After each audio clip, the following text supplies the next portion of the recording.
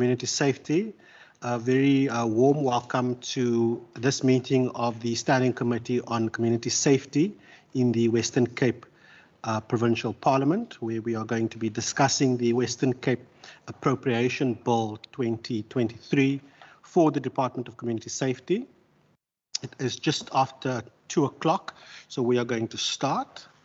Like I said, a very warm welcome to our members, to the Minister, as well as our colleagues joining us from the department, and a warm welcome also to Advocate Pillay, who is joining us via Microsoft Teams. We did get a notice to say that the Minister will also be joining us from Teams, but it seems that he's now using a SAPS helicopter, so he was able to get here. Because I'm sure I saw him in, was it Beaufort West last night on socials. I just want to check, have we received any apologies, Wasim? I see all of our members are here. None received, Chairperson.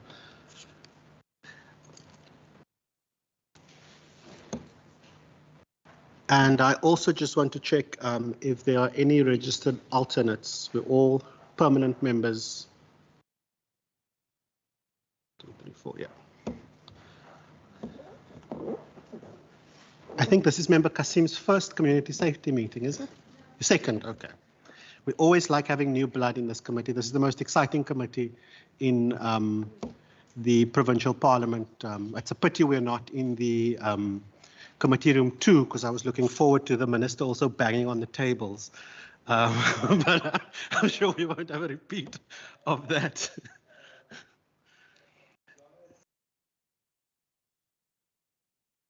No, I don't remember Member Christian's banging. The banging came from the department side. So just once again, the purpose of this meeting is to discuss vote 4, community safety, in the schedule to the Western Cape Appropriations Bill 2023. Members, you are all aware of the rules of engagement for online meetings. I think the only person joining us online is Advocate Pillay. So we will just also answer any of those questions through there. Member Kama is also online, Chair. Sorry about that. Oh, Member Kama, you're also with us. Wonderful. So we are indeed a full house. We were missing your face.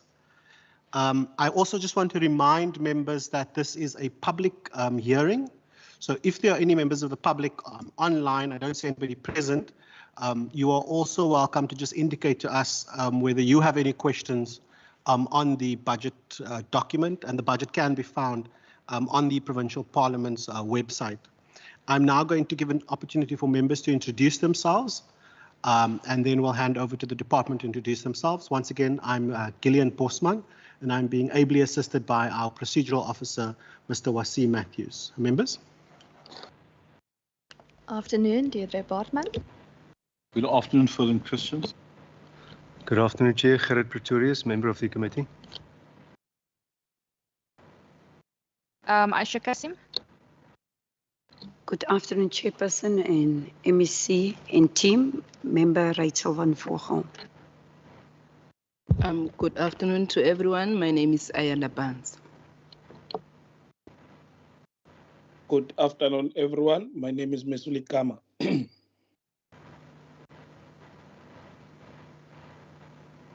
Thank you, members. We'll hand over to the department. Thank you so much, Chairperson. Regan Allen, and I will allow for the department to introduce themselves. Good afternoon, Julian Lutz. Good afternoon, Lindy Govender, Program 1. Good afternoon, everyone. Burford Noble, Director of Finance. Good afternoon, Dion Prince, Finance. Good afternoon, Ansaf Mohammed, Strategic Services and Communications. Good afternoon, everyone. Clarissa Samuels, Director of Finance. Good afternoon, Hanmarie Marshall, Director of Community Police Relations. Good afternoon, Amanda Dissel, Directorate Policy and Research. Good afternoon, Chairperson and honorable members. Peggy Chambers Melane, Directorate Monitoring and Evaluation. Good afternoon, Wayne Butler, Safety Promotion and Partnerships. Good afternoon, everyone. Fred Watkins, Director, Provincial Security Provisioning. Thank you very much. Shall we go online for the departmental officials online to please introduce yourselves? Thank you, Honourable Chair and members. Yashina Pillay, the Head of Department. I would also like to render an apology for our CFO. Mr. Dion Prinsloo is acting CFO during this time. Thank you, Chair. Thank you very much. We're going to go straight into it. Minister, so I'm going to hand over to you and to the HOD if there are any brief opening remarks that you'd like to make to set the context. Thank you so much, Chairperson. It will be remiss of me to not make use of this opening remarks in the light of what the Chairperson has indicated. I was due to be at a MINMEC. The MINMEC has subsequently been cancelled, and because I'm wanting to at all times make every effort to ensure that we prioritize the Standing Committee duties and what we do here and the vital role that this committee plays, I found it fitting to be here in person. I'm also then this morning, Chairperson and members, was part of a NCOP, was part of a National Assembly Portfolio Committee meeting for the South African Police Service, in which the Integrated Crime and Violence Prevention Strategy was discussed, and that particular strategy was adopted by the National Cabinet, and it is squarely in line with what we have seen in the Western Cape Safety Plan. That particular integrated crime and violence prevention strategy has 6 legs to it, which is in total unison with what we have been doing here in the Western Cape. And I'm looking forward to continued engagements with National and via our MINMECs as soon as that has been rescheduled. But Chairperson, we are here to discuss Vote For, but also prior to me coming here at 2 o'clock, we were also part of a briefing with the South African Police Service considering the announcements of what could occur on the 20th of March. I am delighted to announce that the operational plan, myself, the Premier, together with Minister Anton Bradel, has been briefed by SAP's management in the province regarding the operational plans for all districts, but together with the key pillars that will be used in order to ensure that the Western Cape are able to avert any possible acts of violence, any acts of possible looting, any acts of possible lawlessness, and that law and order shall be enforced. And against that backdrop, I firmly believe that Vote For will contribute towards ensuring that law and order is maintained. But I would be the first person to say that I am looking forward to the questions, to the engagement, because this particular budget will outline a number of key priorities, but also the continuation of the LEAP program, and we have seen successes in that regard. There's also a new allocation with regards to LEAP stations. We have seen that there is a number of our satellite offices across our province that have been decommissioned. We have seen what has happened in an area like Makaza, but also in Philippi, Browns Farm. We will continue with our safety tourism officers and the great work that they have done in that particular space. We will highlight our EPWP allocations. We will discuss the Chrysalis Academy. We have seen the successes, and Chairperson, I trust that for the next graduation that I will discuss with the department to ensure that members of this committee is also invited to the next graduation. We will discuss, we will in this budget, and I'm sure that members have read the content with regards to resourcing to neighborhood watches, but also to continue with the safety plan at the district level, because we have seen a 28% increase in crime outside of the city of Cape Town, and we would never want to disregard our municipalities. Hence, we are furthering our support towards municipalities with regards to the K9 units, but also resourcing our rural units in Swartland and in the Overstrand municipalities. And lastly, on my brief opening remarks is funding allocated towards the Western Cape Liquor Authority. We have seen over the last 10 months for the very first time when Section 64 was able to be implemented. We have seen that we have an additional capacity in terms of our liquor license officers that is able to help and assist by making sure that enforcement actually happens within our communities and where there is liquor license holders. But I look forward to this engagement, and I trust that it will be in a manner to create safety across our province, and we're looking forward to any additional comments, input, and questions to be interrogated. Thank you, Chairperson. Thank you very much. Are there any additional inputs from the HOD? Thank you very much, Chairperson. Just to say that the department will continue to focus on the achievement of the Western Cape Safety Plan deliverables with the 3 pillars of law enforcement, violence prevention, and urban design, which we will work closely with the other Western Cape departments on, municipalities, and especially the communities that we serve. We will also continue with our focused police oversight to improve service delivery. And I think some good news to share as well. When we were in attendance of the Prof Joints meeting with the SAPS last week, the SAPS reported a reduction in murder in February this year of 20%. So we do appreciate the opportunity to be present and answer questions by yourself and the members. The Chrysalis graduation is going to be taking place on the 6th of April, and we will ensure that you receive invitations. Thank you, Chair. Thank you very much to both the HOD and the Minister. Members, we're going to dive straight into our discussion and deliberation on this report. So I'm now going to table vote 4, community safety, for discussion. And what we'll do is we'll start on pages 131 and we'll go to pages 140 for the first round. So if you can confine your questions to those pages and just give me an indication of who would like to ask a question. I've noted Member Bartman, Member Barnes, and Member Christians. And then Member Windvogel. Over to you, Member Bartman. Thank you so much, Chairperson. On page 134, firstly, it is encouraging to note that the funding for LEAP will be for 3 financial years that has been set aside at 350 million each year.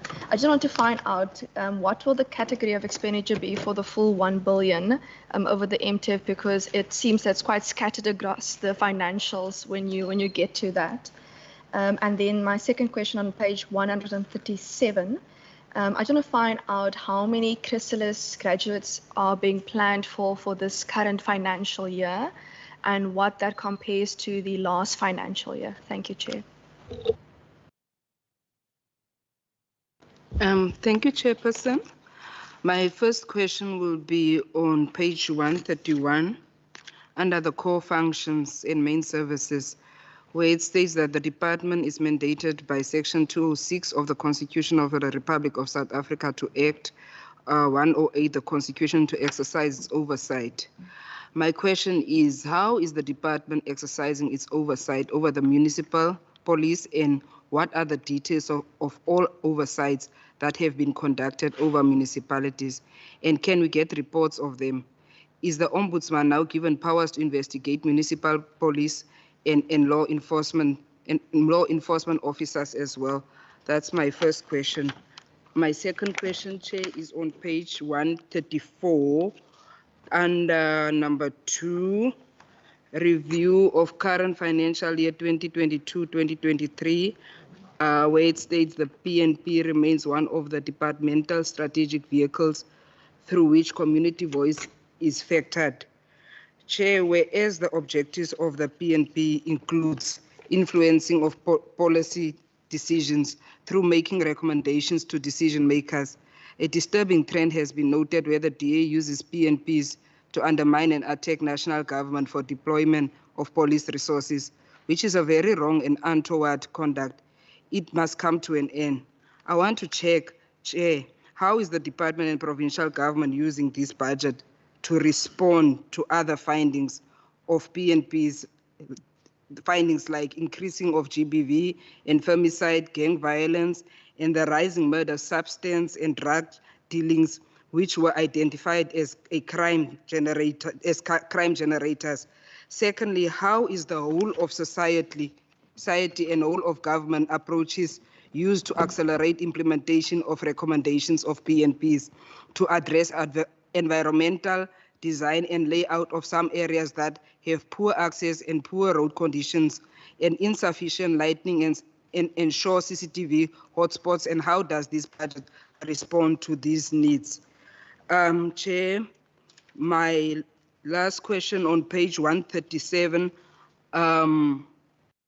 under Safer Cities Model, first paragraph, through oversight over the SAPS and municipal police, the department aims to improve the efficiency and effectiveness of policing.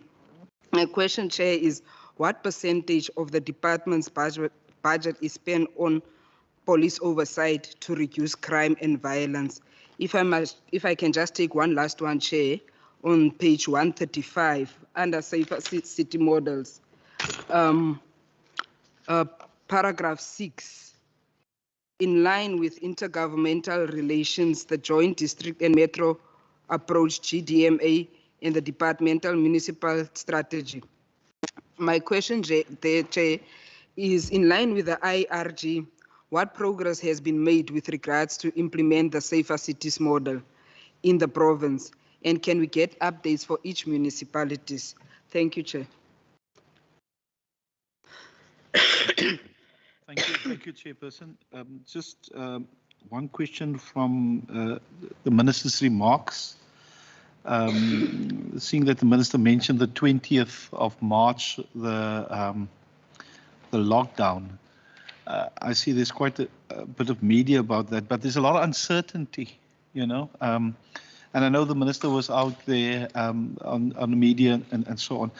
The question that I just want to pose come the 20th of March, you know, what is, and I get the sense of uncertainty, you know, is the department doing more to assure people? I know SAPS is doing, but the department as such, is there communication going out on a regular basis to assure people that they'll be safe traveling? You know, and also businesses. I know it's the primarily the responsibility of SAPS, but you know, I know you're working hand in hand. So just from your side, and I know a person cannot give away the operational plans, but I'm just the assurance I want to know, because still today people ask me, are we safe? Must we stay at home and all of that? And it's not a good feeling.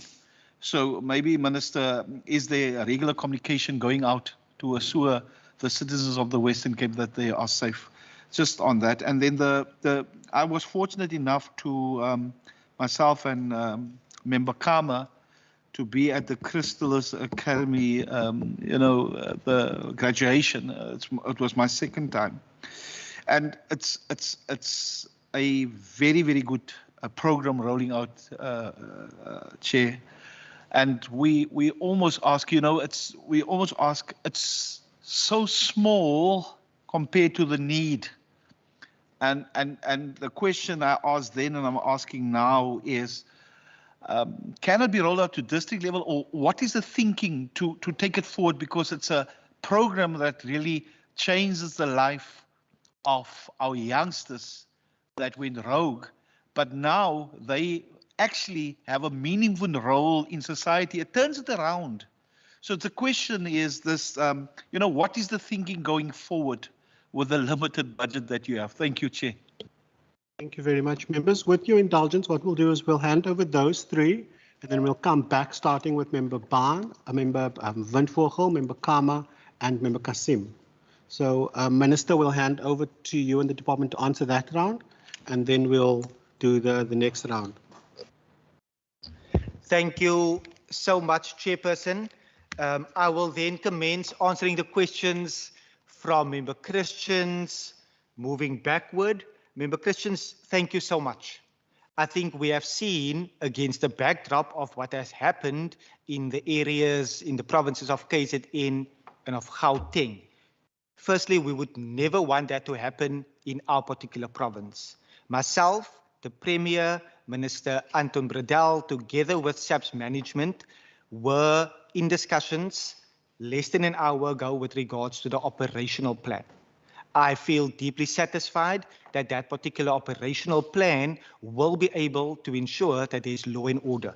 It will be able to ensure that any form of violence, any form of looting will be met with swift action from the South African Police Service via an integrated approach between Metro Police, law enforcement, together with our safety stakeholders, including our neighborhood watch members and our CPFs, who will act as eyes and ears in order to ensure that information is quickly dealt with. Also, in terms of crime intelligence, they are continuing to monitor the various threats online, but also coming from media outlets and comments made by senior political leaders, but also in terms of the district commissioners and the role that they will play towards ensuring that it does not happen in Swellendam, it does not happen in Laingsburg or anywhere in our province for that matter. The strategy is also to ensure that all our national key points that is situated in our province is actually well covered, as we know that such particular instances can leave a province on its knees. Part of that particular briefing was that we will make sure that the Western Cape is painted blue. That is no reference to any political party, but we know that our men and women in blue, including our law enforcement and Metro Police Service officers, will be there to ensure that law and order is enforced. A further comment on that particular question, because the question was directly linked to what we just discussed. We are communicating with our neighborhood watches. We are communicating with our safety structures via the CPFs as well to ensure that there is early warnings, but also the crime intelligence is monitoring a number of matters currently. Also, there is disaster management that will play a big role in terms of making sure that should any particular vehicle, any particular tire, or anything that seems to block business and block a society from functioning is urgently removed, but also that arrest will be made. We want to be very clear that any person that is going to find him or herself or make themselves guilty of acting outside of the law, they will be arrested, regardless of that person, regardless if that person holds public office or not. I just wanted to make that clear. We are also, based on my notes, I wouldn't want to miss this, we are also engaging our private security companies because we know that they play a further key role in that regard. We are also meeting with all mayors on Friday and the South African Police Service, again via an extended PCF, to ensure that there is continued discussion in that regard. And local government, community safety, together with traffic and the Department of the Premier, together with SAPS, and the integrated approach across all municipalities will ensure that we keep our community safe. With regards to Chrysalis, I am delighted that we have seen over the last financial year that we were able to consistently ensure that all our graduates are ultimately placed in a work opportunity so that they are ultimately become more employable, but also so that they are then working towards a life where they are able to be self-sustainable. We have, over the last 2 weeks, just graduated our very first Chrysalis community hub in the area of Atlantis. And all 25 of them have also been placed because we have seen the need for those 25. Currently, we have had discussions with regards to the expansion of Chrysalis. However, we do know that there is budgetary constraints in that regard. If there's any political party that will want to support any further funding models to ensure that Chrysalis can actually be in every district, I will highly support that. But we will be making sure that the hubs are then in all our priority areas. And the priority areas is 13 within our City of Cape Town, and then 1 in each of our districts. But those that are part of it can come from a wider precinct. For example, and I think many colleagues will understand if we look at Atlantis, those 25 that graduated 2 weeks ago were not only from the Atlantis, some were from Marmarie, some was from Philadelphia, from Pela, and it makes a whole community ultimately safer in that regard. But I will request that the department answer some of the more detailed questions with regards to the numbers, especially Member Deidre's question with regards to the amount of graduates. If the department can factor in the hubs in that regard as well, but also the LEAP funding. My understanding is for the outer years, the amount as quoted in the vote, but I do know it's 150 million. But I will let the accountants confirm the exact amounts. The oversight question. Since my appointment, and this is against the backdrop of the comments made by Judge Zondo. Judge Zondo said in 2020 that oversight in South Africa does not work.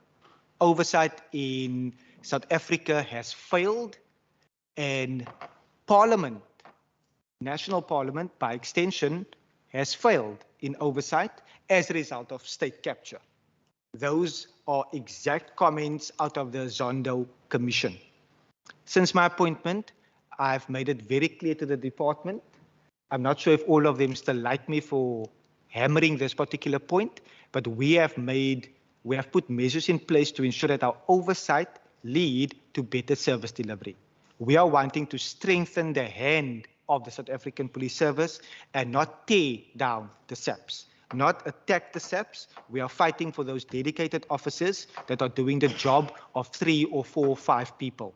With regards to the deployment, in 2018, there was an Equality Court order, and that Equality Court order found that the South African Police Service, via its human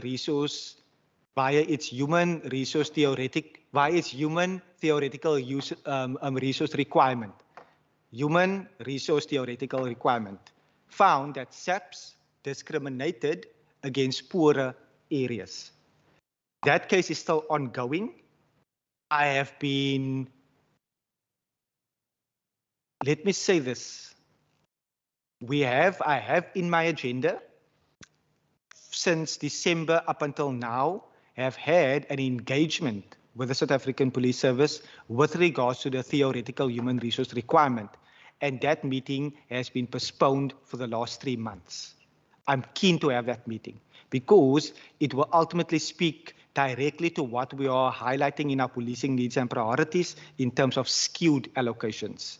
The skewed allocations is born out of the fact that police to population ratios is well known within our province. An area like Cluttersville has a police to population ratio of 1 officer for every 1,100 people, whereas another area like Rondebosch will have 1 officer for every 320 residents. So our influencing policy, and part of the policy is the theoretical human resource requirement, and how it is being implemented is to ensure that those skewed allocations are addressed. In terms of gang violence and how we are addressing the whole of government approach, the whole of society approach, is exactly what the safety plan speaks to. We already have a governance framework across each and every department and the role that each and every department will have to play. Members would have heard me say in this house that I'm deeply concerned about the abuse of drugs. And when I consider the abuse of drugs and drug houses and how that is fueling organized crime and tormenting our communities, on the other hand, we also know that there's key departments that play a key role towards addressing the demand for drugs. And we play that role in order to ensure that we are ultimately creating a safer environment. I will let the HOD also touch on the environmental design, which speaks to our approach in terms of the governance framework. How do we respond? How does this budget respond to the needs? The needs are so big. The needs are so big, and this budget speaks to our mandate. It speaks to fulfilling our mandate. I would want to fulfill our mandate to the best of our ability, and in the same and with the same passion, try to ensure that other departments ultimately play their role as well. I'm very keen to ensure that matters with regards to local government is addressed, and our policing needs and priorities is not merely sent to the South African Police Service for action, but it's also sent to municipalities. As we know, environmental design matters in part sits mostly with our municipalities. When we consider roads, when we consider the amount of informal settlements, but also if we consider streetlights, and we do engage them in that regard. I will also provide an HOD. I will also, Chairperson, via you, Chairperson, to the HOD, is that if we are able to send to the committee all of our Section 21 reports for the last financial year, together with the Western Cape Safety Plan, together with our strategy in terms of our gun, on reducing firearms reduction strategy, but also on gang violence, I think it will be prudent for us to forward all of that documentation onto the standing committee. What percentage of the budget with regards to safer city models and the JDMA? HOD, if you are able to speak directly to that one or any of the officials as well. And then if I missed anything, the very capable and dedicated officials will definitely jump in, and I will gladly call on, through you, Chairperson, call on the assistance of Member Barnes, in that we have a legal opinion in that the Ombudsman would not be able to investigate law enforcement. I would love for that to happen. Should Member Barnes have any direct connection with SAPS at the national level, if you are able to motivate for our Western Cape Police Ombudsman to also then by extension investigate law enforcement, and if that policy at national government can change, we would gladly take it up further. Thank you, Minister. It's interesting that you made a comment about blue. I was just checking with Wasim, when you mix blue and red, it makes purple. I'm glad it doesn't make green. HOD will hand over to you online. Thank you very much, Chairperson. I will attempt to answer some of the questions and then hand over to the colleagues as well. So in terms of the first questions by Honourable Member Bartman, in terms of the 1 billion LEAP allocation, that budgetary allocation falls under Programme 3 of our budget. It is not spread across other areas. There is an allocation in this financial year for LEAP deployment stations as well, and that allocation is spread across transfers, goods and goods and services.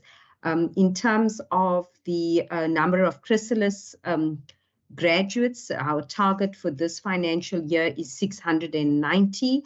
In the previous year, it was 600. As Minister and Member Christians has also alluded to, there is a great demand for the program and there is a long waiting list as well. In terms of oversight over the municipal police services, Honourable Member Barnes, we do, as Ministers alluded to, have our Section 19 and Section 21 oversight reports in relation to oversight of the SAPS as well as municipal police service. We can make those reports available, Honourable Chair, and we could even make a presentation to the committee if that is also required. We have also recently asked the city to provide us with an indication of the location of their CCTV cameras as well as to give us an indication of the cameras that are working and those that are not working, and then the priority areas in which they are located in as well. So we are awaiting that feedback. As Ministers already indicated, we have also received a legal opinion. The Ombudsman's mandate does unfortunately not extend to municipal police services. This is a situation that Excuse me, Chair, for a moment. Thank you. I just needed to clear my throat. The national SAPs and other provinces are also grappling with that, because we are not the only province that has LEAP officers and law enforcement as well. So we are attempting to address that on a national level. There was a legal opinion that National received as well, that the oversight could not fall under IPID, for example, as well. In terms of the policing needs and priorities, yes, we are going to embark on greater advocacy and lobbying as a department to influence greater police resource allocation to the Western Cape, but then also for National to be able to show us how they've utilized the policing needs and priorities that we've done very comprehensively year on year when they are developing policy that affects the Western Cape, how they have used that. And that is an ongoing engagement that we are having with the National Minister of Police and the National Civilian Secretariat for Police Service Department as well. In terms of the other issues like GBV, the substance abuse, etc., this is definitely our focus, and it is linked to the deliverables of the Western Cape Safety Plan. We are working closely with the Department of Social Development and other departments as it relates to gender-based violence. We are going to be launching a pilot in the area of Delft and in some other areas in the province as well, where we know there are high levels of domestic violence. The department continues to monitor SAPS's compliance with the Domestic Violence Act, and that information in relation to SAPS's compliance in relation to the serving of protection orders, etc., will be utilized as well to determine where these sites to address gender-based violence in the province will be then identified, and implementation by all departments with a pool of services in these areas to be rolled out. Also in relation to the violence prevention initiatives and the urban design interventions together with the law enforcement will also be rolled out by the area-based teams, which this department was instrumental in establishing. They are being coordinated by the Department of Health now. However, we do play a big role in that, because as the lead of the safety plan, it's holding all of that together. But in the area-based teams, you will have government services and then also services by the community-based structures as well in those spaces, municipalities included, and how we can collectively build on what is already being done well in communities to address some of these other issues as well.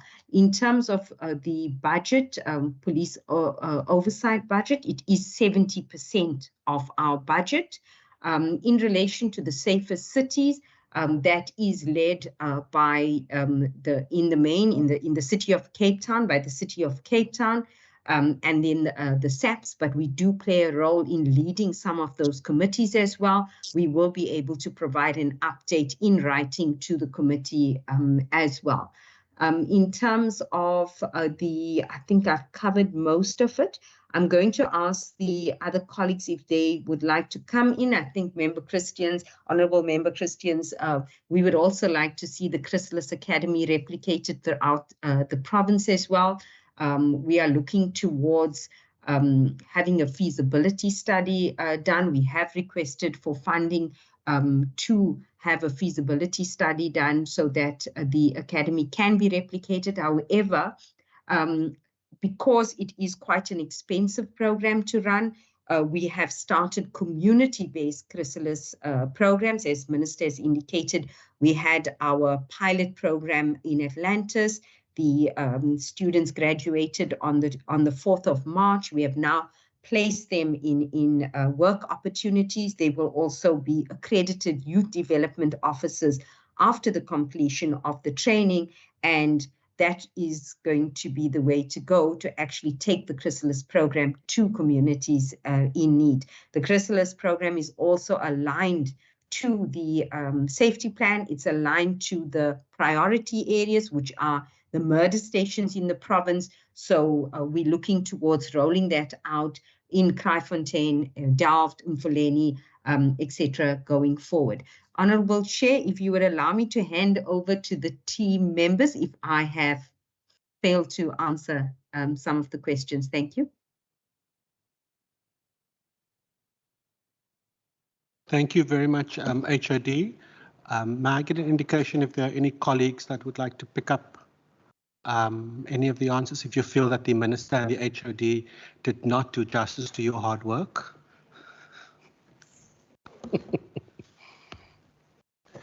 Okay, we'll give you another round of questions. It was Member Windvogel, Member Kasim, and then Member Kama for the next round, and then Member Pretorius as well.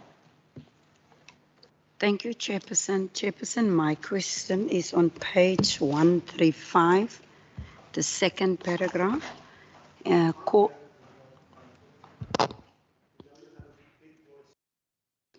when I'm in a fighting spirit, then you will hear that voice. Today I'm very calm.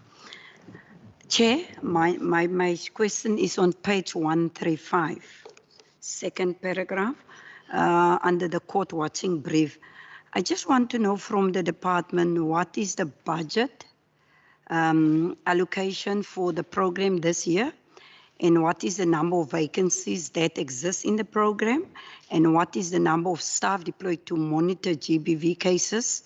And whether the program monitored any cases against many WCG and city officials in court for various crimes like sexual harassment, GBV, and corruption.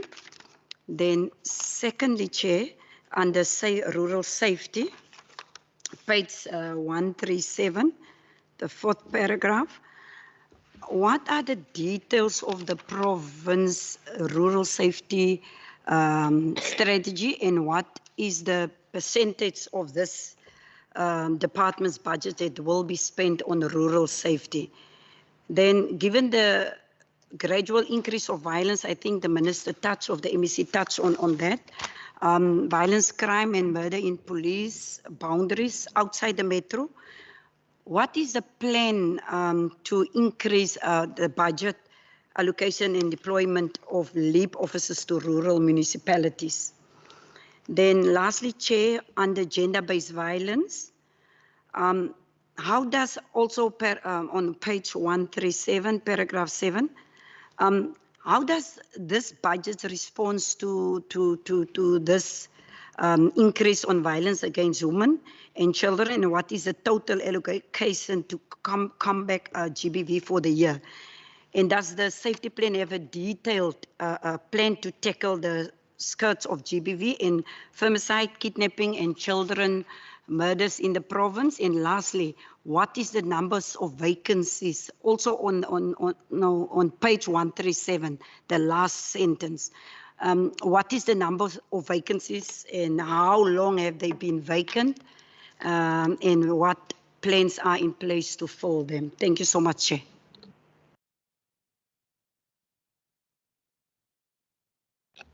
Thank you, Chair. Minister, I wish the amount of effort that you are putting into the shutdown on Monday is something that you could do daily, especially in our gang-infested communities here on the Cape Flats. It is quite ridiculous that there is no urgency of deployment of police to these areas and also funding for resources for different police stations in these gang-infested communities, but rather focus as usual, always focus on poor black people wanting to voice the struggle on simple issues that should have been seen to and provided to by this government. But getting back to the issue of gang-infested communities, how is this department using this budget to tackle gang-infested communities, as it doesn't speak much to it in this report? Also, in this regard, which areas, if there is a budget, which areas is the main focus, and how is the budget being allocated? What is the breakdown of it for the gang-infested communities? Thank you. Thank you very much. Member Kama. Thank you very much, Chair. Can you hear me? Yes, we can. Yes, thank you very much, Chair. Let me also welcome the responses that would have been given so far. Chair, my questions are going to be around one area, which I think in the core functions of the department, I think the point that talks about capacitate and co-produce with community-based safety partners, amongst others, it mentions the community policing forums, the neighborhood watch. And I want to bring a context, Chair, because when I read the Community Safety Act, the Act speaks about, in Section 3, D, E, and F, sorry about that, it speaks around the provincial minister's responsibilities on promoting good relations between police and community, and identify the causes of any breakdown in relations that might exist, and to facilitate proper functioning of CPFs. And Section 5 of that very same act, which is an act of the Western Cape, does say the HOD may assist community policing forums by providing funding. And now, Chair, we do know that the department used to have if I don't know if I'm correct when I say it's an EPP program that it used to fund CPFs, and we know that since then that program was discontinued.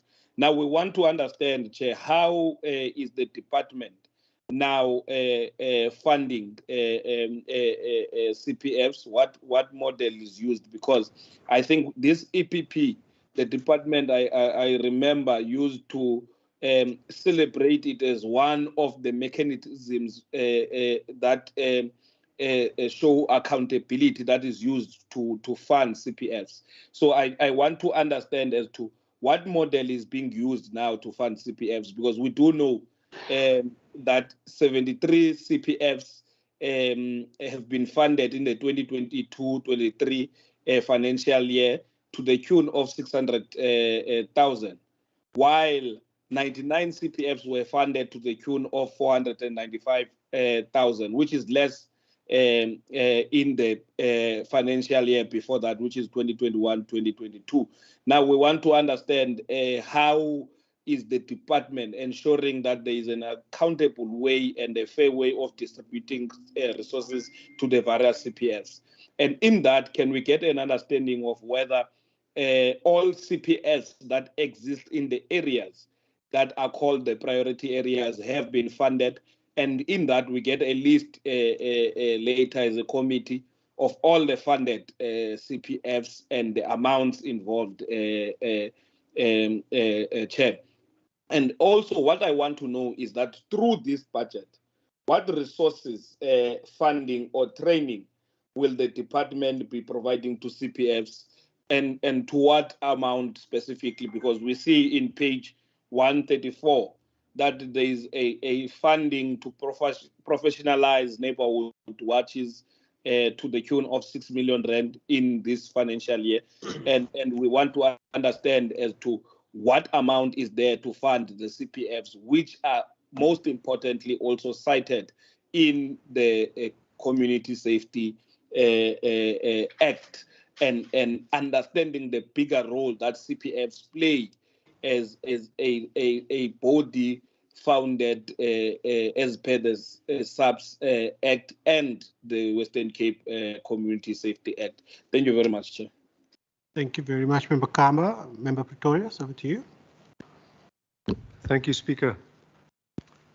Without putting words in his mouth, the Minister, if I understood him correctly, in his introductory remarks, alluded to the synergy between Western Cape and national. And if you were understood correctly, it's indeed heartening. Thank you for sharing that with us.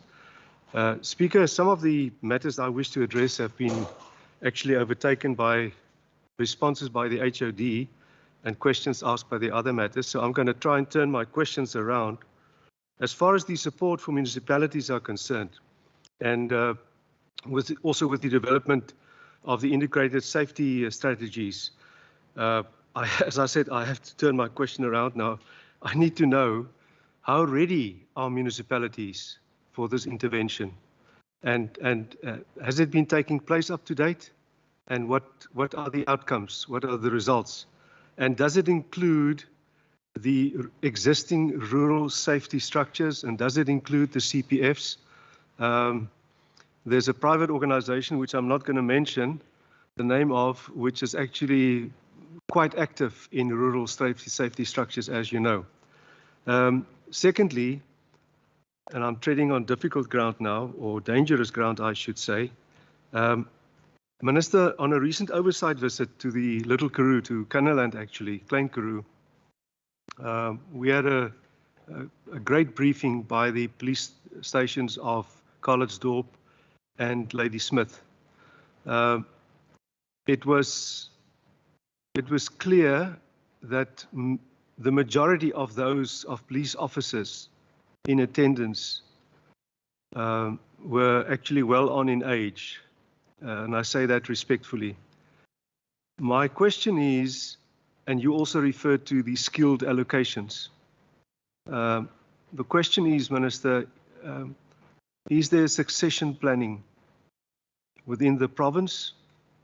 I know it's not your responsibility that they are appointed by national, but sorry, Speaker, through you to the Minister. Sorry, Chair, through you to the Minister. And then lastly, and you must excuse my ignorance, in programs 1, 2, and 3, there were tremendous cuts on transport, equipment, and other machinery equipment. If I could just get some clarity on what exactly that entails. Thank you, Chair. Thank you very much. We are scheduled to take a break in about 7 minutes' time. Do you want to respond now, or would you like to respond after the break? Chairperson, we may take a break because the very first comment, I will probably take more than 7 minutes with regards to March 20. I'll probably spend more than 7 minutes on that question alone. So we haven't had a community safety minister that believes in brief answers in this position. So members, what we'll do is we will take a short break for some refreshments and some coffee to stretch our legs, and we will be back here at 15:15 for the minister to respond.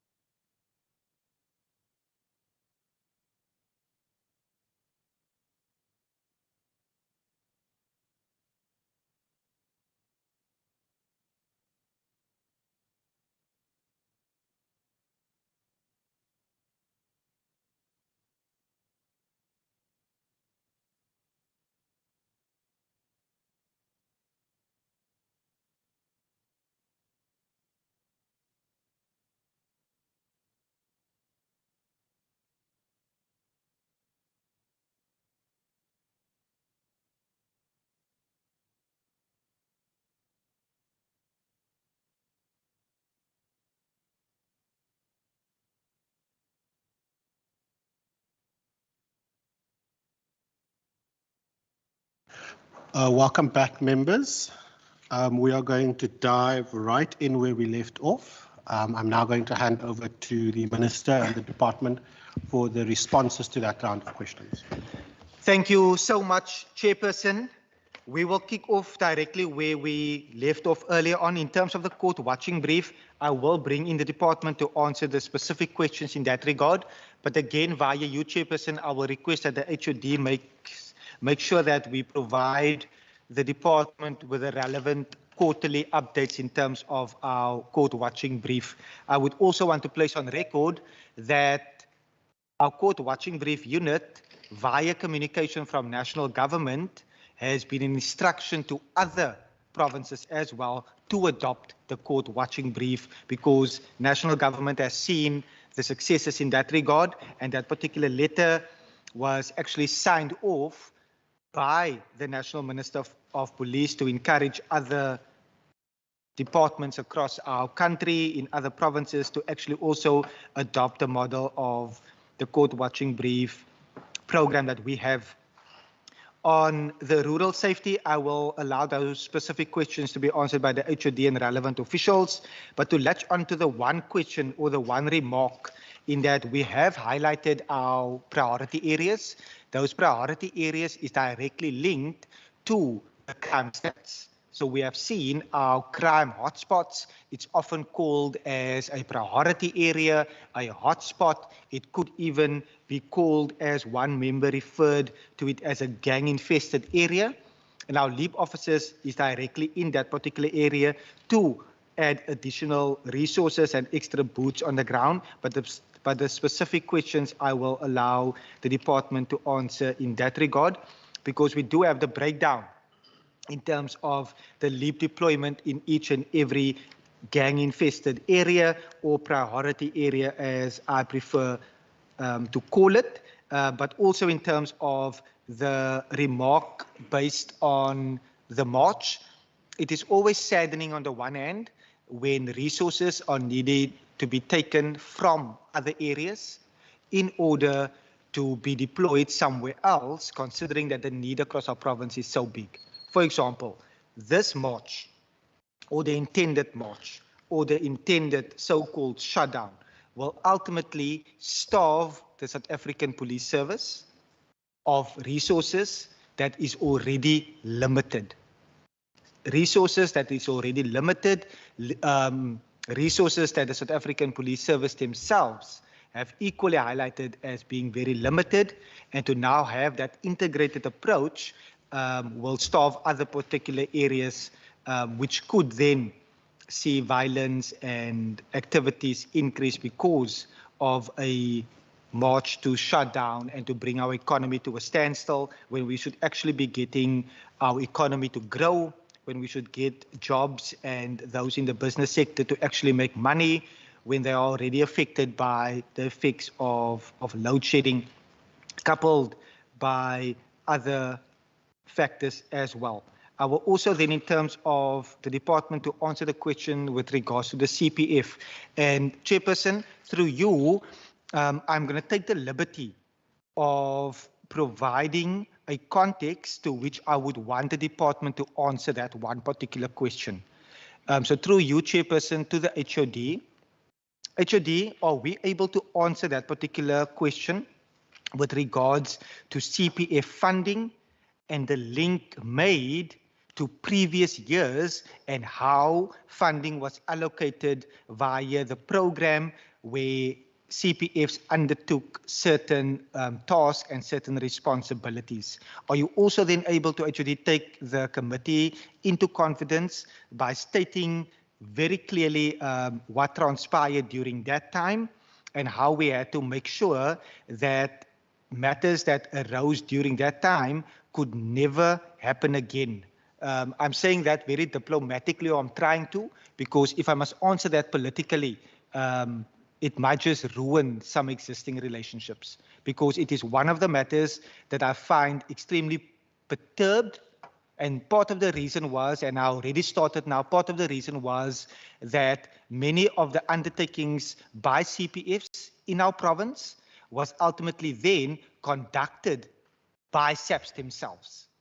So those particular programs were then not in the spirit or in the interest for what it was intended, but that various matters were then not properly dealt with in years gone by. But I will let the HOD answer that in a more diplomatic way. But then also in terms of the fair distribution between funding and support to our CPFs and our neighborhood watches, if the department can clearly specify that as well, and the support for municipalities and how ready municipalities are in terms of the district safety plans, and also the capacity and the resources that we have provided in terms of support to our districts. I am delighted, Chairperson and members, that we have a rural safety plan in each and every district that is very specific and very localized, and we play a key role in terms of making sure that those safety plans are aligned to our Western Cape safety plan. Then I will let the department answer some of the other questions more specifically that was asked in terms of funding and budgets. And I think one of the questions we might have to provide the information in writing, as it was extremely specific with regards to funding matters. Thank you, Chairperson. Thank you very much, Minister. I see the HOD's hand is already up. So over to you, HOD. Thank you, Honourable Chair. I am going to attempt to answer the questions, and I'll ask the team to come in if they'd like to add anything or if I missed out anything. So just in terms of our court watching briefs, there are currently 2 vacancies, and we are in the process of filling those vacancies. It is in the shortlisting stage. In terms of the monitoring of the GBV cases, yes, we do monitor cases in the priority areas. As I indicated, these priority areas are areas in the main with the highest rate of murder, and it's also based on the compliance to the Domestic Violence Act. So all of that guides the work of the court watching briefs, and the court watching briefs have also started post monitoring engagement. So in the past, we would monitor, we would note the cases that have been struck off the court roll. We do provide that information to the SAPs, and we give them some timeframes to respond to us before that report is then submitted to the standing committee with SAPS's also their response. So Chair, we would also be very willing to present our quarterly reports to the standing committee as well. The court watching briefs have at times monitored cases as it relates to officials of other departments or the city, etc. But in the main, our focus would be on those priority areas. If we are requested to monitor cases outside of those areas, we do then do so.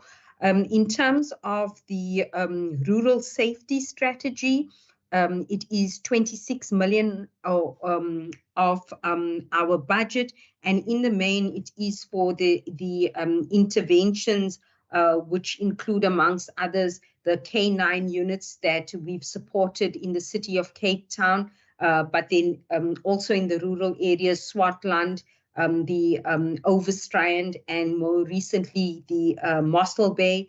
We've established rural safety units in the Swartland and Overstrand areas. We do support and prioritize neighborhood watches within the rural space as well. The LEAP project is limited to the city of Cape Town, the metropole, because it is directly linked to areas with the highest rate of murder, and all those areas are within the city of Cape Town.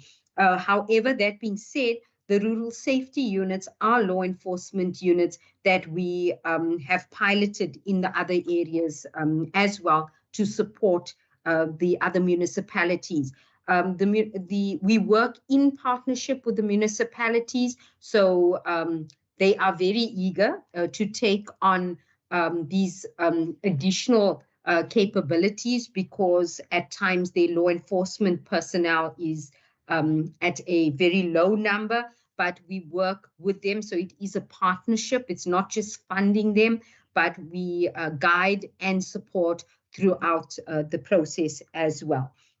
In terms of the anti-gang strategy, so the Department of Community Safety, or soon to be Police Oversight and Community Safety, co-leads the Anti-Gang Priority Committee, which reports to the Prof Joins, together with the South African Police Service. We are focusing on gang-infested communities, and the focus currently is on Manenberg, Hanover Park, Bishop Lavis, Mitchell's Plain, Delft, and Elsie's River. We are currently working with 18 departments, which are across Western Cape government, also national, for anti-gang interventions to be prioritized and implemented in these areas, and then we will assess them going forward. It is also a data-led and evidence-informed approach as well. In terms of the CPFs and what Honorable Member Kama asked, in terms of our expanded partnership program, or the EPP, that program was terminated by the department. It was mainly terminated because most of the CPFs were not in favor of this program. So we looked at other options to fund CPF. So currently, our CPF funding model is such that CPFs can qualify for 10,000 Rand of funding. And we received 111 applications for project funding. Of that, we have to date funded 73 of the CPFs. Most of the CPFs support this way of project funding as opposed to the expanded partnership program. We encourage the CPFs to be working closely with accredited neighborhood watchers, but then also other community-based structures as well. The training that we're providing them for this year is training on safety plan compilation and also implementation. In the past, we have also provided them with governance training, capacity building training, etc. If we are called to assist them with role clarification or any type of support, then we do offer that assistance as well. In terms of the question in relation to operational costs that have been reduced, yes, Honourable Chair, we have reduced our operational costs. And the reason we've done that is so that we can ensure that within our limited budget, there's additional funds that goes into direct service delivery. So we've reprioritized our own budget to be able to establish, for example, the K9 unit within the Mossel Bay municipal space. For example, our costs as it relates to computers due to delays with procurement because of COVID times, we were able to then, with assistance of Provincial Treasury, have a rollover of these funds that we had already earmarked for computer equipment, which then was used from last year's budget, which enabled us to then reprioritize that money as well. So that is the reason for the reduction. We re-looked at our expenditure, and we then decided that we could allocate that money to services outside towards community safety, and then try and limit our spend as a department. Honourable Chair, I've tried to answer most of them. I'm not sure if I've missed any, and I will then hand over to the team to come in if I have done so. Thank you. Thank you. Once again, I'm just checking if there are any members of the team who would like to jump in as well. If I can just also even take this opportunity to say, I know that we are not at the end yet. The reason why the HOD is not here is because that she has contracted COVID. She's currently recovering, but it just again shows our dedication to ultimately account. Thank you very much, Minister. Members, I'm now going to give over to the last brief round of questions or any follow-ups in this round, and then we'll move on to the next set of pages. If I could go first, Minister, if you could just expand a bit more on the total budget for LEAP over the next 3 years, and also maybe give the committee a bit of a breakdown of how that money is going to be used. So what does that sort of cover in its totality? And then Member Barnes has indicated that she has a follow-up. Member Windvogel has a new question, a follow-up as well, and then Member Kasim also, and then a new question from Member Christians as well, and then we will get the answers to that. We'll close that section, and then we'll move over to pages 141 to 151 after that. So we'll go Barnes, Windvogel, Kasim, and then Christians. Thank you, Chair. Chair, I think earlier I've asked from the Minister and from the department a question on how they respond to the PNP, findings from the PNP. I think the HOD at some point responded by saying that she made an example of Delft, a program related to GBV in Delft, for which I think, Chairperson, I'm not as satisfied, because I want to know, as the department, how do we relate according to our budget on responding to the PNPs? Also, Minister earlier made mention of saying that he's also engaging the stakeholders when it comes to addressing the PNPs, other stakeholders. What I want to know from the other stakeholders, does this include our own departments within the provincial government? How do they relate? I know maybe it's an unfair question to the minister also as well, but I believe matters like GBV cannot be, we are the custodians as the police oversight and community safety, but it cannot only be centered to this department. Financially, budgetary, how do other departments, how does the minister approach other departments? For example, health, which I believe also has a role to play within GBV, social development, etc. My actual answer that I want to know, budget-wise, how do we respond to that? I just wanted clarity on that one. Thank you, Chair.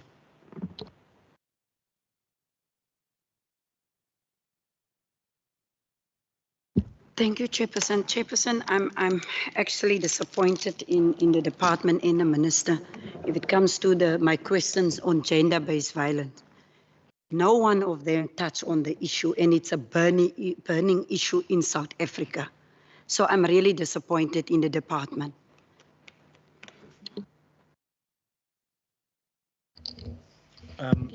Chairperson, through you, may I request that the questions just be repeated again, please, man? I wouldn't want to show any disrespect or not answer that specific question, Chairperson.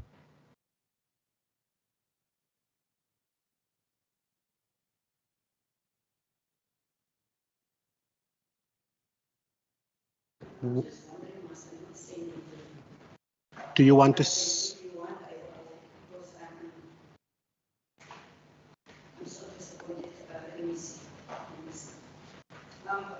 I'm not sure, must I send the questions to you? Or must I You can just repeat the question and then the minister will try and answer again.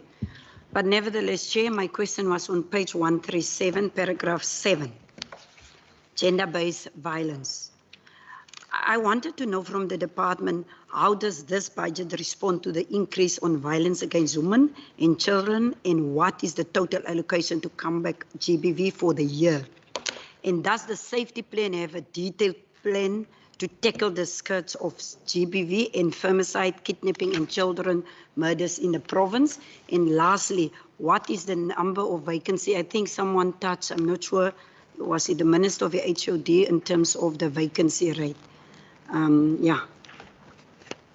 Okay, thank you. And then on the court watching brief, I think the Minister touched on it, but and the HOD, but it was not clear. I wanted to know, if you listened to the last part of my question, whether the program, I wanted to know from the department, whether the program monitor any cases against WCG and city officers in court for various crimes like sexual harassment, GBV, and other corruption cases. Okay, so the three questions there, Minister, is the total spend on GBV. The last question is on whether court watching briefs monitor cases against government officials in the Western Cape and the City of Cape Town. And then the second one was the vacancies within the court watching briefs. I think if I heard correctly that HOD said 2, which they're in the process of filling. Okay, Member Kasim? Thank you, Chairperson. Minister, can you be more specific in your response when saying there are safety programs in the specifically in rural areas? Which areas can you name or list these communities or rural areas to be more specific? Even if it's just listing 5 of those communities, where you say there are actually safety programs in these rural areas. And then also, is there an actual breakdown on funding for different areas in the province? If we look at the Cape Metro, to be more specific, how much is being spent in poorer areas when it comes to safety compared to how much is being spent in areas where there's no drugs or gang activity? So can you be more specific, and if you do have that report, and give that breakdown, please? Thank you. Member Christians? Thank you, Chair. I'm just going to latch on to what you asked, what the Chair asked about the LEAP offices, on that the 3-year funding for the LEAP offices. The question I have is, Minister, the funding, you know, it's because LEAP offices, according to me, is not permanently employed. So it's a year-to-year running thing. And now I see you have a 3-year. You know, so my question is there no funding to have these people permanently employed, or how does it work? Because now a year runs from cycle to cycle. And so I don't know, just a question, because the question I asked previously, you know, when you look at the Metro Police and the LEAP offices, Metro is, of course, very small towards the 1,200 LEAP officers, but you know, if you take that away, crime is again at its and surely these LEAP officers must get some certainty when it comes to career pathing. I'm just asking, and then a question I ask every year, and I'll ask again. Maybe the HOD will know that I'm asking this question. To the neighborhood watchers, let me just, because it says here neighborhood watch resourcing. I always have a problem when it comes to the 10,000 Rand a year that neighborhood watchers are receiving. And I said this before, and I want to say it again, that the same needs in the most poorer communities where they don't have any resources to the other areas where they do have resources. Can't we, as I said earlier, different levels or a scale, you know, and maybe give some more and some less? It's something that I asked in the past. And then also the HOD will remember they looked at the legal opinion, because I asked for at least a death cover for neighborhood watchers. What if the breadwinner dies? And the HOD spoke about they were looking at auxiliary workers. If we can just, you know, these guys go out 5 o'clock in the morning and maybe they lose their life and there's not even a death cover. Just maybe just share us some light. Why was that not looked at, the things that I mentioned in this financial year? Thank you, Chair. Thank you very much. And then there was just a question from Member Kama around how much is budgeted for CPFs. He's saying that he didn't get an answer to that. So over to the Minister and the Department. I see the HOD's hand is up.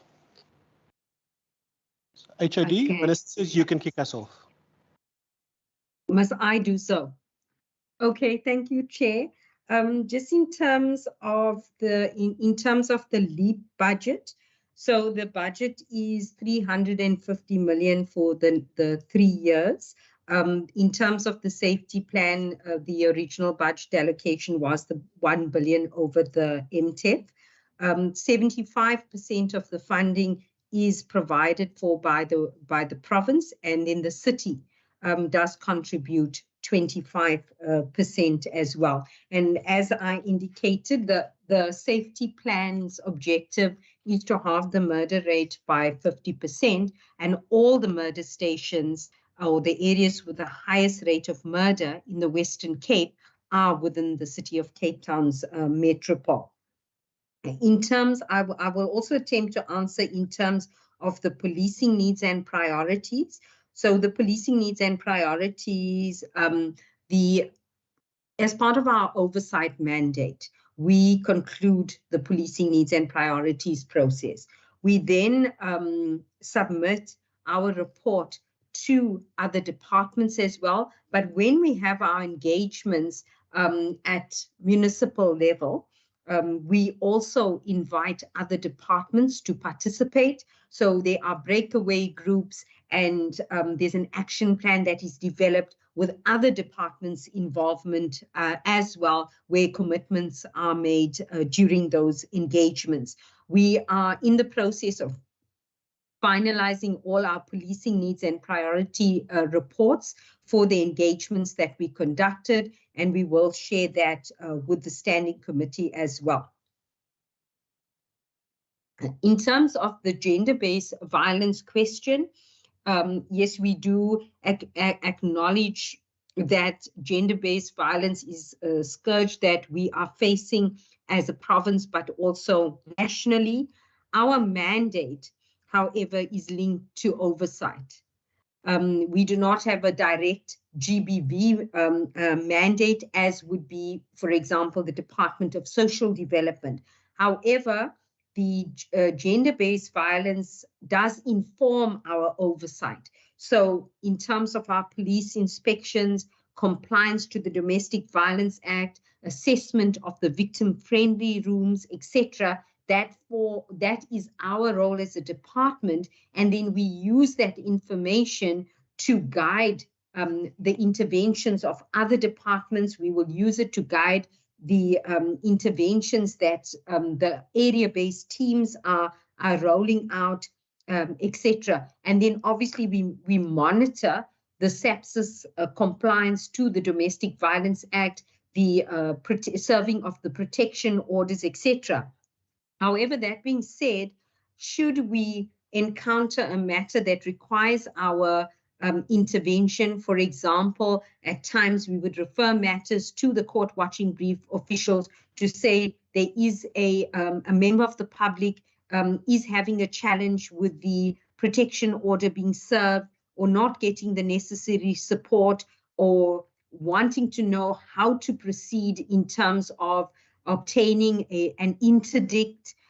We step in, we provide the necessary support and guidance. If it needs us making contact with the SAPS to get the support for that individual, we will do so. If it requires a referral to the Department of Social Development, to a shelter, we will assist with that as well. If there are children involved and you require family support services in there, we will do so as well. So we would not just see it as being oversight, but we do whatever we can to support the individuals that are affected in a community. So, and then in terms of the question on the Western Cape government departments, I did answer that in the past. We have at times, as we are requested, will monitor matters. It is as per request, because it's not part of our core mandate in terms of oversight as it relates to the police or the Domestic Violence Act, but we have helped and assisted in the past when departments have asked us to actually follow up on certain cases that are involving their staff members. We have done so with some departments. And I'm not sure if I should go into specifics. We have assisted previously education. We have assisted Treasury, just to name a few.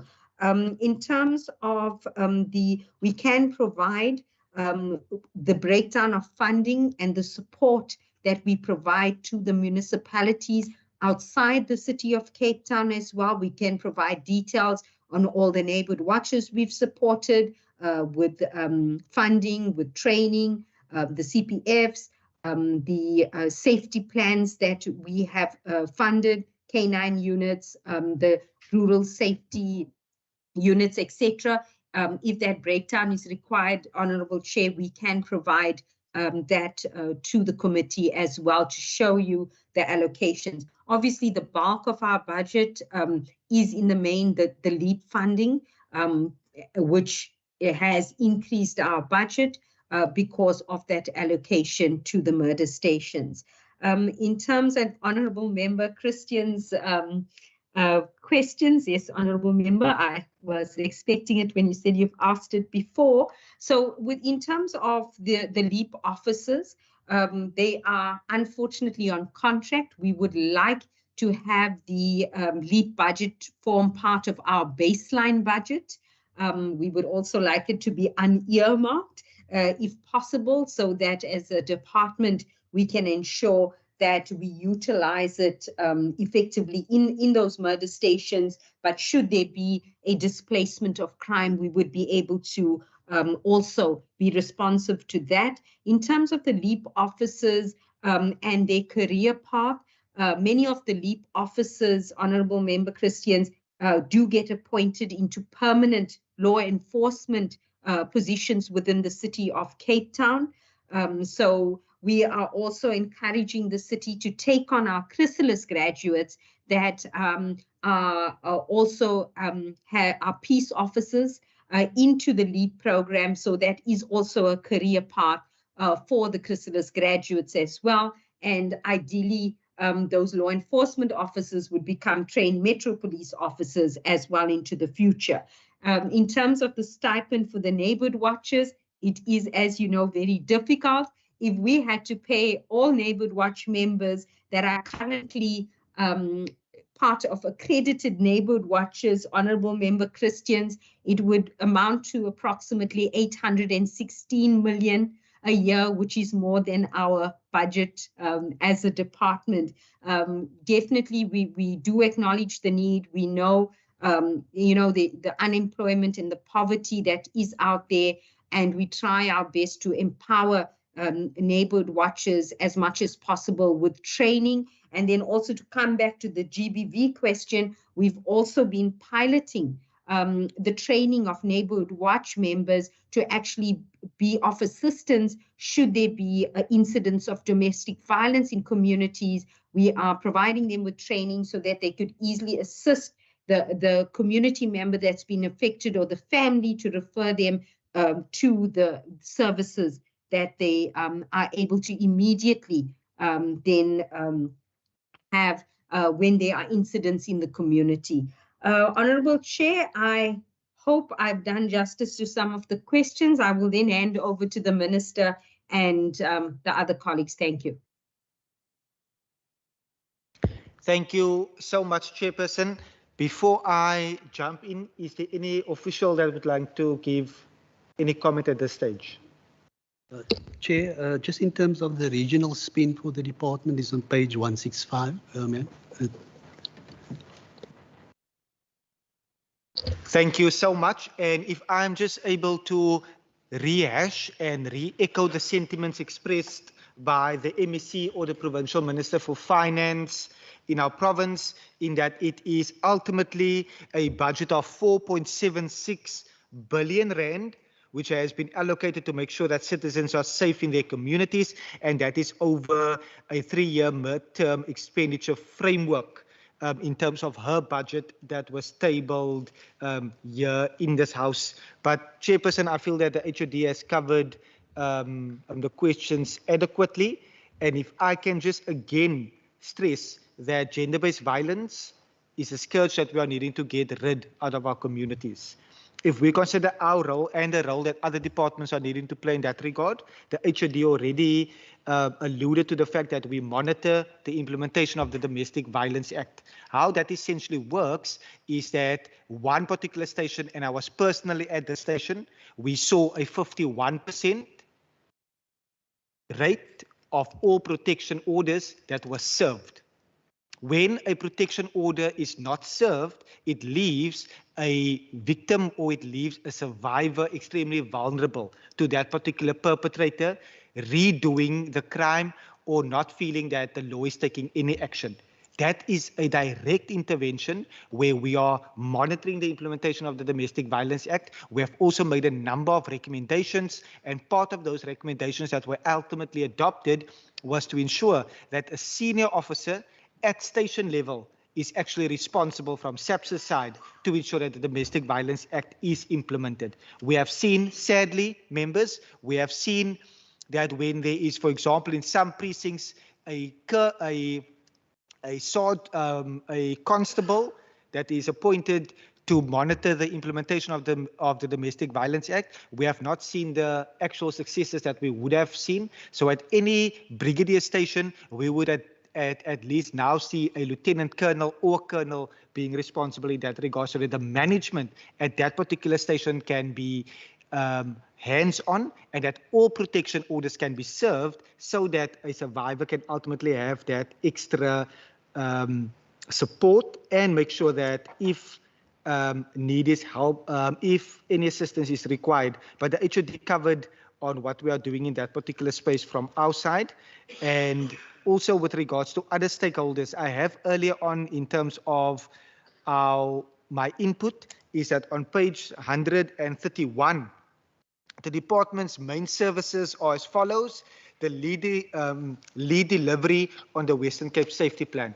And the Western Cape Safety Plan is, like I've said, a three-pronged approach, whereby there's a law enforcement component, there's urban design component, but there's also how we are addressing violence prevention. And each and every department has a role to play towards safety, and that makes up the 4.76 billion that has been allocated towards safety. We have a portion of that 4.76 billion, but we want to play our role, but also duly hold other departments accountable for the role that they are needing to play. In practical terms, we all know the role that education is needing to play, programs and interventions at the school level to ensure that our young learners at school are totally equipped in order to deal with where many of them are seeing abuse. And whenever someone sees abuse, that particular person is more likely to commit abuse. We see the work that Cultural Affairs and Sport is doing towards making sure that our young people are in safe spaces, but also the work that Social Development predominantly doing as the lead department for against the fight against gender-based violence. So it's one that this government has consistently showed that we want to do everything in our power to ensure that it is eradicated. Thank you very much, members. We're now going to move over to pages 141 to 151. I see Member Kasim, Member Bartman, and Member Barnes, as well as Member Pretorius and the Member Christians. Okay. Kasim, Bartman, Pretorius, and Barnes and Christians. Thank you, Chair. Can I just ask that when questions are being asked, that whoever is going to respond, give the actual response and not give a part response, because I asked, and I don't want to go back, I'm going back because I didn't get my response. I asked which rural areas are being serviced with safety programs. I specifically asked you to give me names because there's no use saying we have safety programs in rural areas. Which rural areas? If you're saying Manenberg or Philippi or whatever, say that so that the community can hear that you are saying you have safety programs there. Secondly, I also asked for the breakdown of funding in poor areas compared to areas where those who live comfortable lives live. The breakdown in this report only gives the breakdown for regions. I'm asking you, what is the breakdown when you say 1 billion, or as an example, is given to the Cape Metro? Where is it 1 billion going to? Is 5,000, for example, going to Mitchell's Plain, 1 million going to Constantia? That is the breakdown amount that I want. I want to know exactly how much is being given to poor areas compared to areas where the comfortable live. So if I can get the exact answer, please, or a proper answer, please. Thank you so much. I do know that it's a two-way stream in terms of listening as well. We need to be extremely clear. The HOD have indicated quite loudly that we will provide a written response to that particular question where we are able to then provide a list of all the details. It does not bode well if a particular question, and we wouldn't want to just say quickly in that particular question because it's quite detailed. And we would want to give you the benefit of actually getting that written response so that you can interrogate that written response in a meaningful way. Instead of saying Manenberg, and there is in Manenberg. I can say there is in Manenberg, but if I say now Manenberg in all our priority areas and I list it off, I would prefer to give that to you in writing. And as the HOD correctly indicated, so it wasn't an oversight, we have stated we will provide that particular answer in writing. Very much. Member Bartman, and then was it Barnes, Pretorius, and then Christians. Thank you, Chair. I think I would love if all members also attend all of the budget meetings, because I think a lot of the questions that do not relate to community safety have also been answered yesterday in budget committee meeting on the trends across the province. But my particular question relates to page 142. Regarding the conditional grant EPWP. On page 142, it simply speaks to the social sector EPWP incentive grant for provinces in program 2. Member Van Vogel, it's difficult to hear, sorry. Member Barman is speaking very softly. So, member, if you could just speak up, and members, if we could just maybe keep our conversation to whispering or maybe just WhatsApp each other so that we don't interrupt. I am mindful that there are members online as well. Thank you. I'm not sure if I have to repeat the full thing here, but 142, it speaks to Program 2 National Conditional Grant that the vote will be receiving regarding the social sector EPWP incentive grant for provinces. I just wanted to check whether does it fall into LEAP, does it fall into Chrysalis, what exactly will the money be spent for, or if it is in the vote, if you can just direct me to the respective page. And then in terms of page 149, my understanding of the 10 million for the LEAP stations is that is separate to the LEAP funding. So if I could just get an indication of how that 10 million rand will be implemented specifically, as well as the tourism safety, because I only know of the tourism safety projects in DDAT. So I'm not sure if this is the same project that community safety is dealing with in terms of the 2.5 million rand under the expenditure trends analysis paragraph on page 149. Thank you.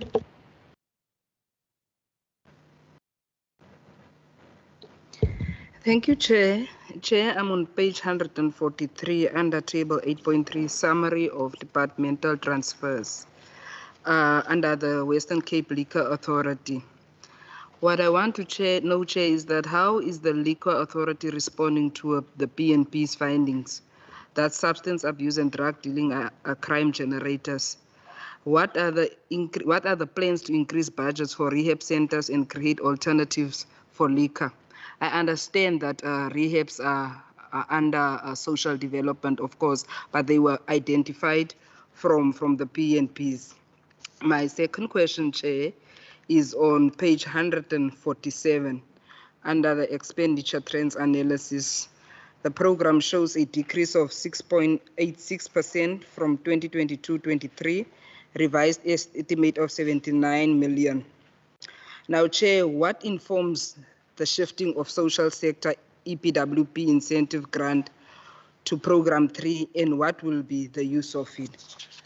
My last question, Chair, is on page 149 under table 9.3, summary of payments under the Western Cape Police Ombudsman. What are the reasons for the over 18% increase in the budget for the Ombudsman? And lastly, what progress has been made to finalize the 162 complaints that his office is dealing with? And what are the details of such investigations? I thank you, Chair. Thank you very much. Member Pretorius. Thank you, Chair. Chair, Member Barnes has actually covered me, except that on the Western Cape Liquor Authority, except that I would like to know, can we have, again, I'm going to ask for a breakdown of why the increase that it says here that additional funds made available for liquor enforcement. This is on page 144, third but last paragraph, that funds made available for liquor enforcement capacity within the Western Cape Liquor Authority. If we can just get more, not necessarily a breakdown, what are the funds going for or towards? Thank you. The Christians, and then after Member Christians, Member Kama.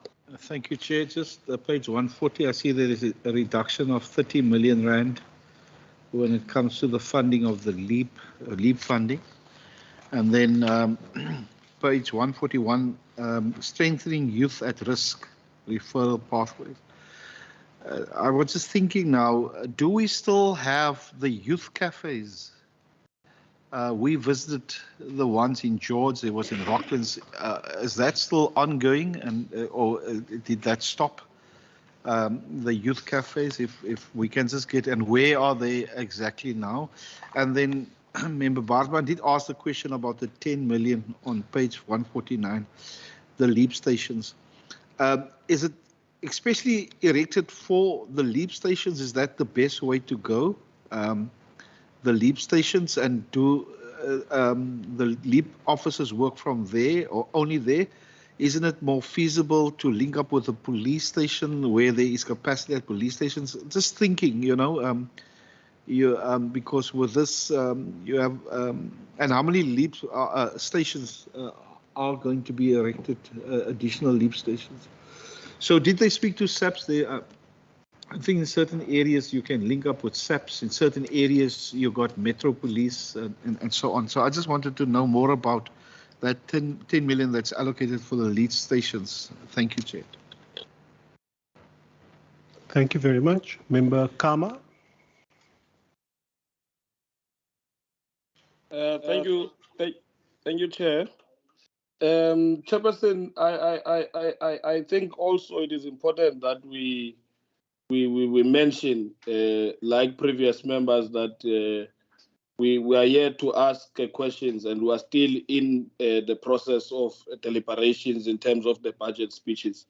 So we must not allow that other members are now told that they should attend committees. We're in the right place and we're asking the questions. We have no responsibility to defend government. I want to say, Chair, that now that we have received the response around the administratives, or according to the words of the MEC, the diplomatic response around why the EPP program was stopped by the department. It's interesting to note that the MEC would have also said that it does not want to give the political reasons, because that would be really be shameful, Chair, while would have been making calls around cautioning everyone not to use the issue of crime and fighting crime as a political football. And Chair, what we are asking essentially is how do we see funding? Because it ties with the comment that Member Christians was making. You can't fund neighborhood watches, CPFs the same way across the province. While politically we are making statements that we are going to focus and make these areas priority areas, it means more funding must be given to gang-infested areas in terms of your CPFs and your neighborhood watches, even the support that they are given in those areas, because they are operating in areas that we ourselves have defined as the major precincts in our province. So the funding must match what government is pronouncing. So that's the question, the essence of the question that we're asking. But Chair, on 141, and I'm about to conclude, on page 141, and we ask these questions because we have an understanding that there's a safety cabinet that sits and monitor the implementation of the safety plan, which is said to be integrated, as the MEC is saying that there are different departments, that will be playing their roles. But SAPS in its response to the PNPs pointed out, and this is a call that would have been made by even the Commission of Inquiry, the Khayelitsha Commission of Inquiry, even by many court rulings, that the issue of poor street lighting creates an environment conducive to crime, and that poor road infrastructure negatively impacts on policing. I therefore wish to understand, Chair, which of the listed focus areas addresses this, and how does this budget respond to it? And that simply means how much, because through the safety cabinet, the MEC must be aware as to how much will be spent in Kraaifontein to fix the roads in this financial year, how much will be spent in Delft, how much will be spent in Valhalla Park, to make sure that the environment is not conducive to crime. That is the simple question that we're asking, and the MEC should be aware, because we understand that there's an intergovernment approach to respond to crime.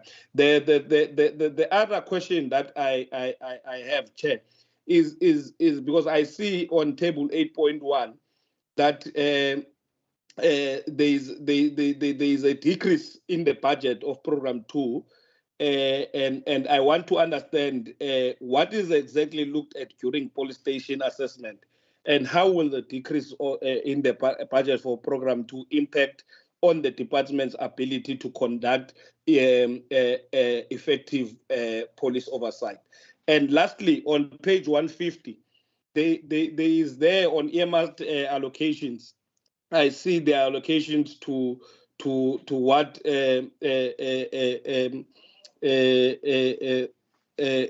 think 10 million that will be allocated, and 25 million in the next financial year. Sorry about that, Chair. That will be allocated to LIP stations. Now, I want to understand, therefore, Chair, as to what are these LIP stations, and what is the reason for establishing them? Because we understand that these LIP officers daily, they are deployed under the command of SAPS. So there are substations that are there.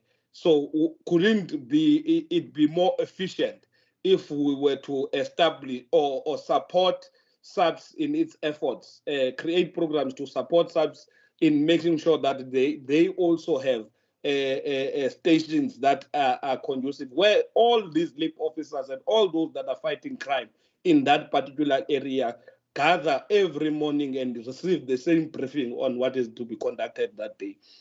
And what are the details of tourism safety, and where is it coordinated?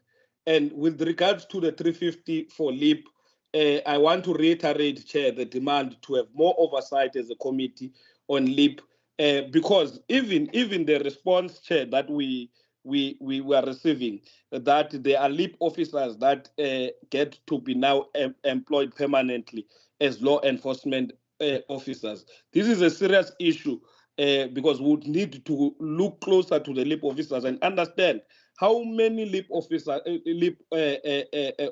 do we lose, and as a result of that, how many do we need to then train without necessarily even increasing the number of the LIP officers? I hope that we are able to capture that. Thank you very much, Chair. Sorry for being long.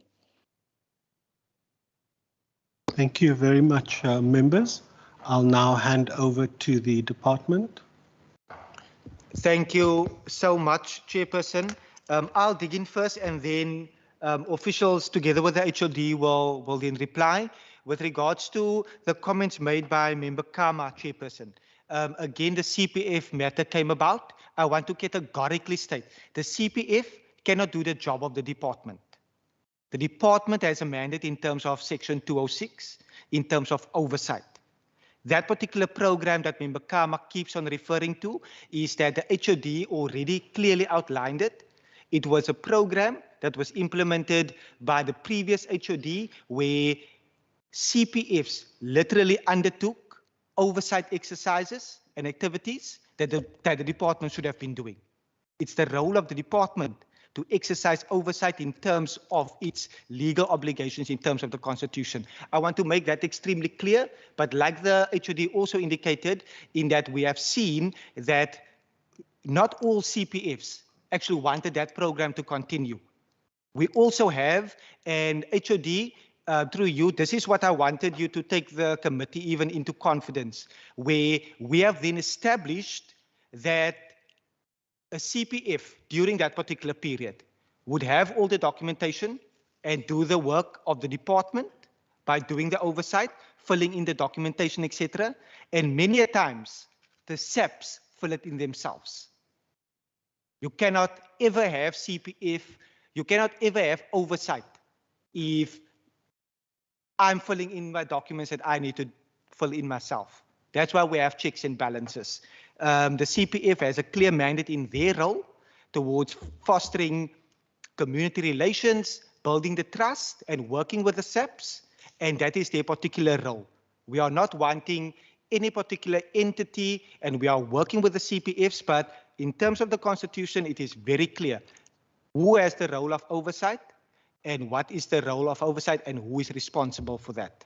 I'm trusting that that particular answer will make it as crystal clear because, in my view, that particular program, it shouldn't even have been signed off initially, where certain CPFs were literally doing the work that the department should have been doing. And now we have members of the committee advocating for an entity to do the work of the department. We will continue to do our work as mandated and as legislated. In terms of the LEAP stations, I would want to reply to that, but also just firstly latch on in response to Member Christians. Member Christians, I'm delighted that you have mentioned the role of the youth cafes in this particular committee.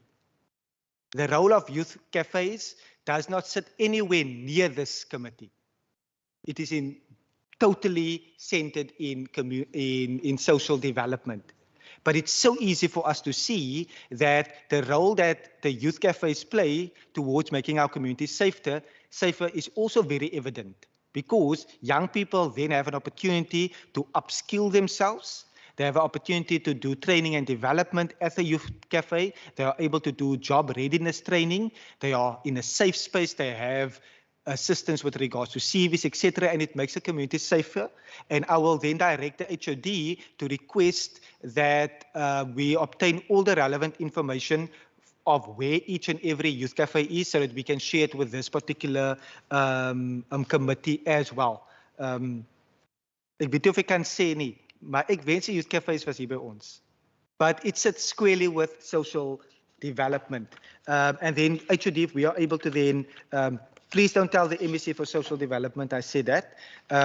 But in terms of the LEAP stations, what we have undertaken is that we have made a commitment to ensure that where resources are spent and that where we are needing to have infrastructure that actually speaks to the need in the community. So the 10 million is earmarked towards LEAP stations. We have identified 3 particular areas already, but it's a joint approach. How we are even looking towards partnering with organizations and existing organizations in communities.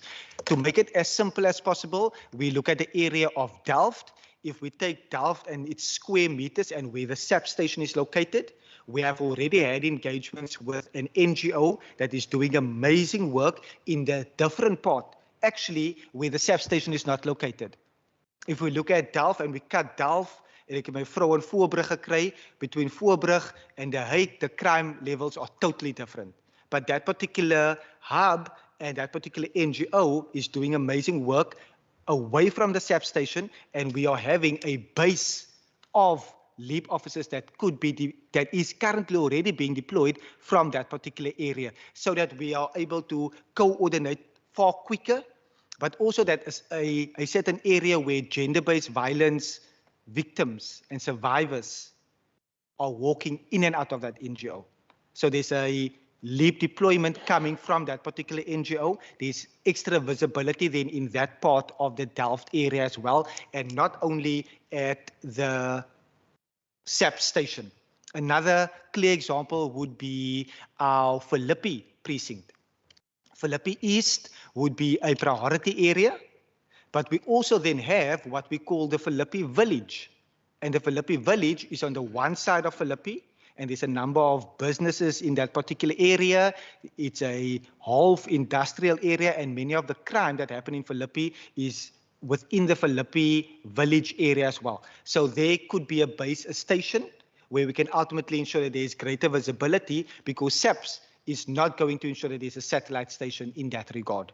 So we are looking at it from a practical point of view. We have already written, and I've already written to the National Minister of Public Works. She has since been reappointed. We have already resubmitted that particular letter to the new minister because we are even wanting to ensure that we are able to put funding aside from that money so that we can help and assist in Brown's Farm. Brown's Farm is a satellite office currently, which is located on Prasa land, and it is non-functional. The community literally marched on that particular station a couple of months ago, and they made every effort to close it down. So we've written to ultimately get approval so that we can ultimately fix it. We are also seeing that when we have certain areas where we are needing to step up, we are wanting to step up. So that funding is allocated.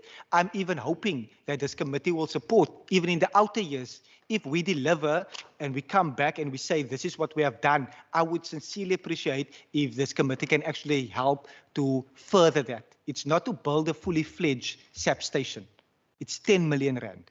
We would want to use that 10 million rand in such a way that it benefits the community. I would want input, Chairperson, from this committee.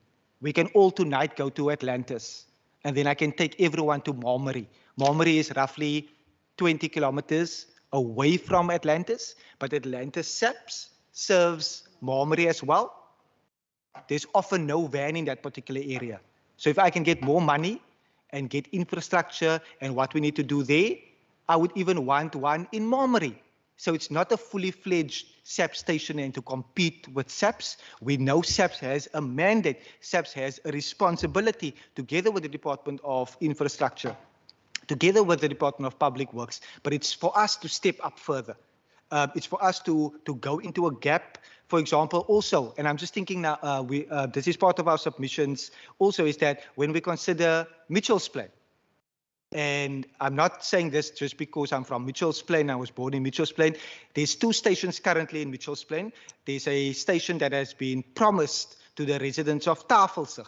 Because if we look at Mitchell's Plain, on the one side we see Lentegeur, then we see the Mitchell's Plain station, which is actually in Eastridge, in town center, but then Tafelsig area in Lost City, which is actually our priority area in Mitchell's Plain, together with Beacon Valley. So if I can have a police station there, LEAP station there as well, I would be more than happy. But we are wanting to deliver on this particular 10 million so that I can come back to this committee and the committee can even motivate that we need more innovative approaches in order to deal with deep constraints within the infrastructure development program.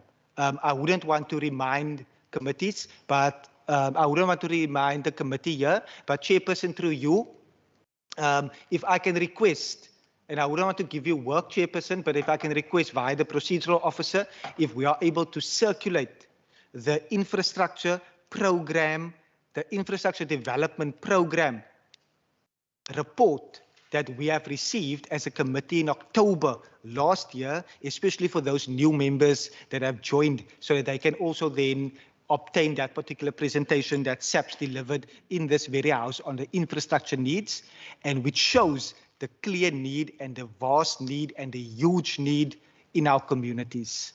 I will then let the department reply to all the other funding questions, but I also want to rehash again. When the Premier announced the safety plan, a payment transfer agreement is in place with the City of Cape Town, and like the HODF echoed that we provide 75% of the funding. The City of Cape Town provides 25% of that particular funding.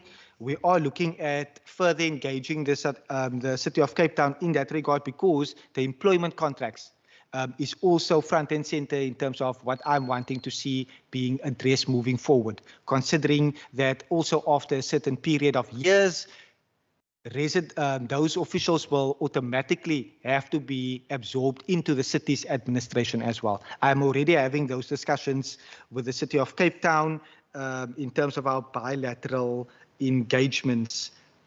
The funding allocations, I'm sure that we will get that particular responses, please, if we can make it as direct, and if we are able to also, like we have done in our by making the links to the various pages if need be. Thank you. Thank you. HOD, I see your hand. Thank you, Honourable Chair. I will attempt to answer and ask the colleagues to come in as well. So just in terms of the Western Cape Liquor Authority and their role as it relates to the policing needs and priorities process and finding. So the Liquor Authority has also been attending all the policing needs and priority engagements together with our department and other departments and stakeholders. In terms of the Liquor Authority, the focus is on the reduction of alcohol harms, and the department has been in the process of finalizing amendments to the Liquor Act, which will cover, amongst others, greater efficiencies to the Liquor Authority operations, but then also looking at trading hours and minimum unit pricing for alcohol.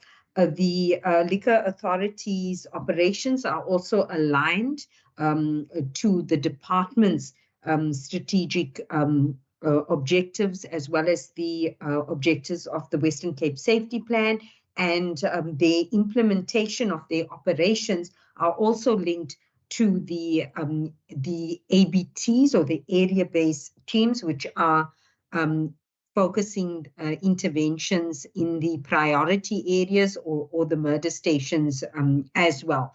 Obviously, as it relates to rehabilitation, etc., that is within the domain of the Department of Social Development in terms of that.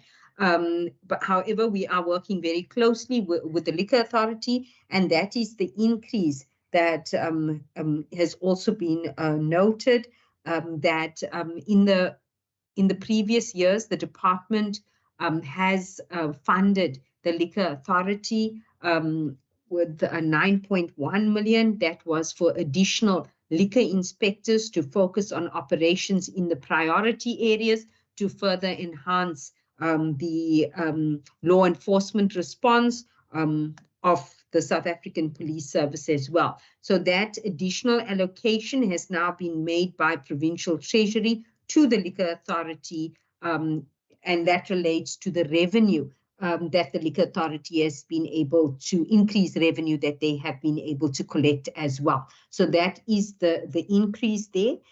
In terms of the EPWP grant, the EPWP grant is for the payment of stipends, and the stipends are in the main for chrysalis graduates, some peace officers, which are mainly trained for rural municipalities, and then also the Safer Festive Season project that we run, where we support the rural municipalities with deployment in those areas during the festive season, and then also for the Youth Hub ambassadors of the Chrysalis Academy. So there is the conditional grant, but also the department has allocated additional funding for the payment of those stipends. In relation to the increase to the Western Cape Police Ombudsman, that increase is due to the cost of employment, and that those costs are in relation to the filling of 5 vacancies within the Ombudsman. In relation to the question on when will they finalize their investigations, we will have to send a request for the Ombudsman then to provide that feedback to the committee, Honourable Chair and members. In terms of the reduction, Honourable Member Christians, you mentioned the reduction. It is actually 50 million, and that reduction is from the previous year's LEAP funding, which was 400 million, which is now reduced to 350 million. And that reduction is based on the fact that there were certain startup costs that the city would have had to incur some once-off costs, etc., that would not be expenditure, that would be year-on-year expenditure, and therefore the 350 million.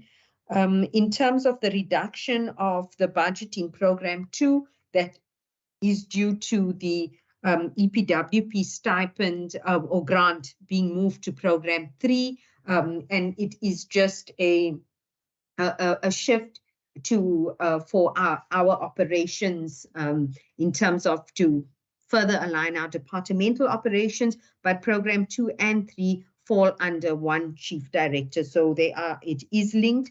I think Minister has answered to a great extent in terms of the LEAP deployment stations, and one of the considerations was SAPS's resources in a particular area as well, and their ability to respond. So that's to further enhance that.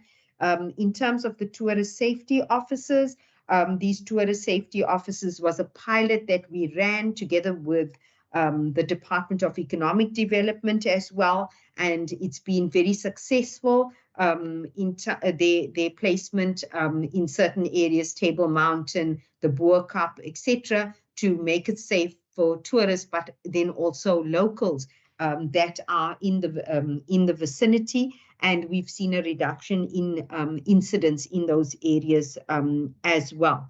Honourable Chair, I hope I've answered most of it, but I will hand over to the team if I have left out anything. Thank you.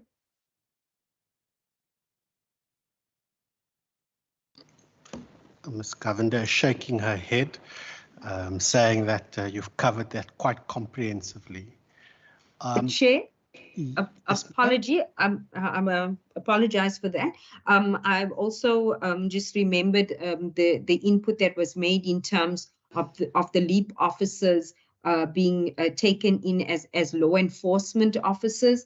I mean, for us, what would be paramount is obviously the sustainability of this program, but then also the creation of employment for unemployed persons. So therefore, we encouraging the city also to take on some of the chrysalis graduates, so it gives them further experience and as well as exposure, and perhaps then looking at them becoming permanent employees at the end of the day.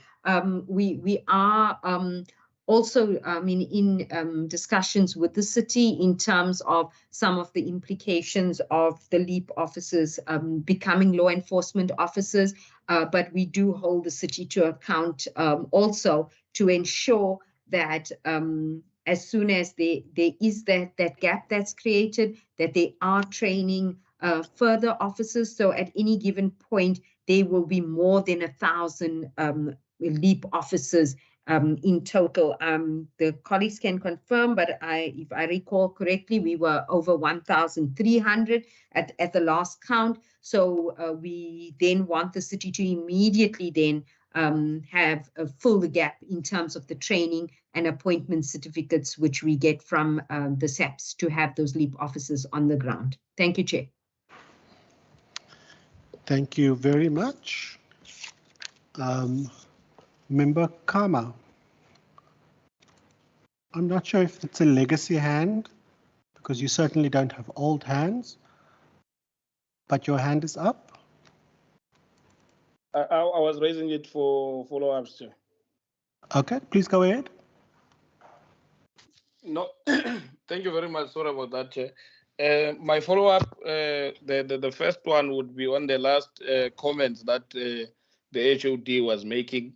We understand the creation of employment part, but we must also realize that there is this call or commitment that has been made, which aims to have halved the murder rate in 10 years through the safety plan, and more resources are continuously being poured into the LEAP program. Now, that would not help if we continuously train people and throw these resources without increasing the number, because the MEC would have on another occasion spoke about the efforts of the department to increase these LEAP officers, which would have been welcomed by SAPS as force multipliers. Which leads me, Chair, to the second, which is the last follow-up that I have, on around the issue of the LEAP stations.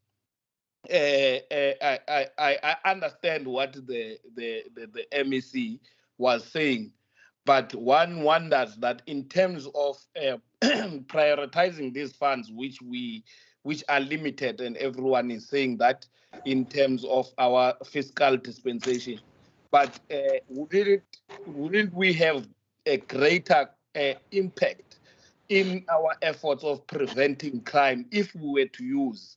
Yes, I understand it's 10 million, but 10 million rand, because for neighborhood watches, for example, to professionalize them, you are allocating 6 million.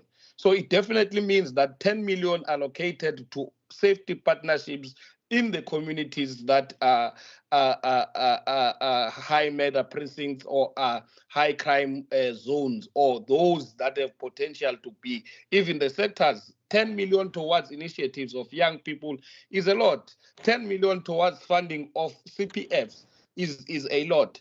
LEAP stations, I don't think even the argument that MEC was bringing around the issue of the stations in Atlantis and Mamre, I don't think you need a station, because if these officers report to one parade in the morning under this one command, they are able to be deployed in different areas for visibility of law enforcement agencies, as recognized as a false multiplier to the efforts that SAPS has on the ground. So we do not need LEAP stations unless we are feeding to the narrative and the political campaign of the DA around the issue of having a provincial police force, because that's what this leads to, than speaking to what the department is supposed to do, police oversight, and creating a community that is safe. Thank you very much, Chair. Thank you very much. Minister, are those follow-ups? Or follow-up? Okay. Member Barnes. Thank you, Chair. Perhaps where Member Kama left off, I'm not sure if I accurately heard the MEC when he was speaking of building a police station. If I heard it incorrectly, apologies for that. But what I want to check firstly, is it within the ombud of the province to build a police station, or building of police stations are their national prerogative? And second to that, Chair, the MEC also said that it's not going to be a fully fleshed police station.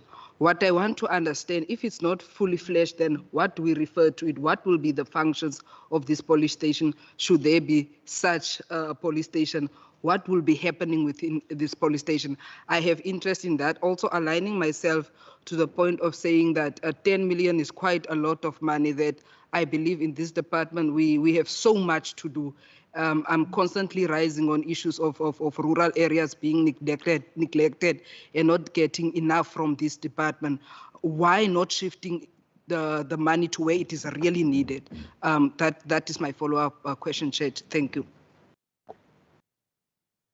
Thank you very much. Over to the department. Thank you so much. I'm going to try to speak extremely slow, in that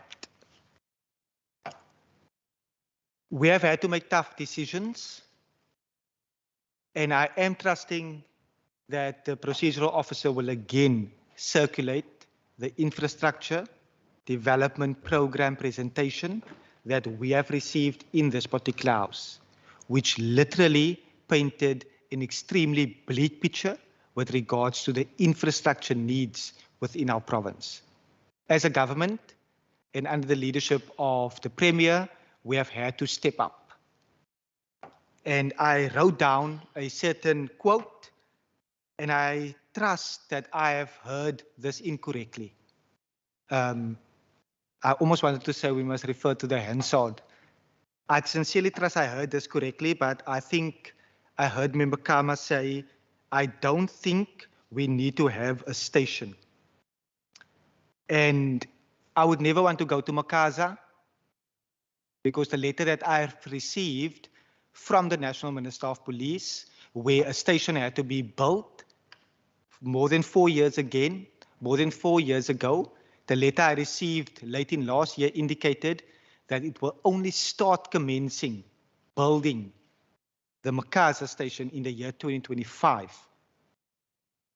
So if we can go to Makaza and go to Tafelsig, and if Member Kama can go and quote those words, we don't need to have a station here. So that particular base, that particular station, we know how a station looks. I don't think I need to provide the entire specs for it. But there's currently a station in one of our rural areas, 380 million rand was spent. That current station is sinking into the ground, literally sinking into the ground, because it was built on a piece of land where it should never have been built on. So we've seen the needs in our province. We are stepping up because this will help and assist. We will not have cells, for example, because like Member Kama in this instance correctly indicated, the LEAP officers work under the command of the South African Police Service. So when someone is arrested, that particular person will be taken to the relevant SAP station and not to the LEAP station or the base, but it will be to create extra visibility. Many women, many children, women that are afraid to, that are unable to at times. Someone living now in Lost City must actually spend money to go to SAPS. If there was something closer by where she can actually go in a state where she needs help and assistance, I would gladly make those tough decisions around how to use that particular 10 million rand. It is merely not to score political points. It is actually to help and assist the South African Police Service, because we have all seen, and I keep referring to the October presentation, the infrastructure needs and that development program is lacking. It's years behind in terms of the needs, actually. And we all know how Makaza actually chased politicians away. Let me not name the party that they chased away because of the commitment made more than 4 years ago to build a station in Makaza. That station, that place, hulle het nog eens, daar's nie 'n vlaggie aan nie. So I wanted to make those comments. I'm also sensing, Chairperson, that the comments is becoming extremely political. Hence my responses are in this way, where I'm wanting to be extremely direct. When we hear force multipliers, and on the one hand, and I quickly Googled what was said about our LEAP officers less than a year ago. And now we are requested to send our LEAP officers to our rural areas, when the LEAP program was slammed in this particular house so many times.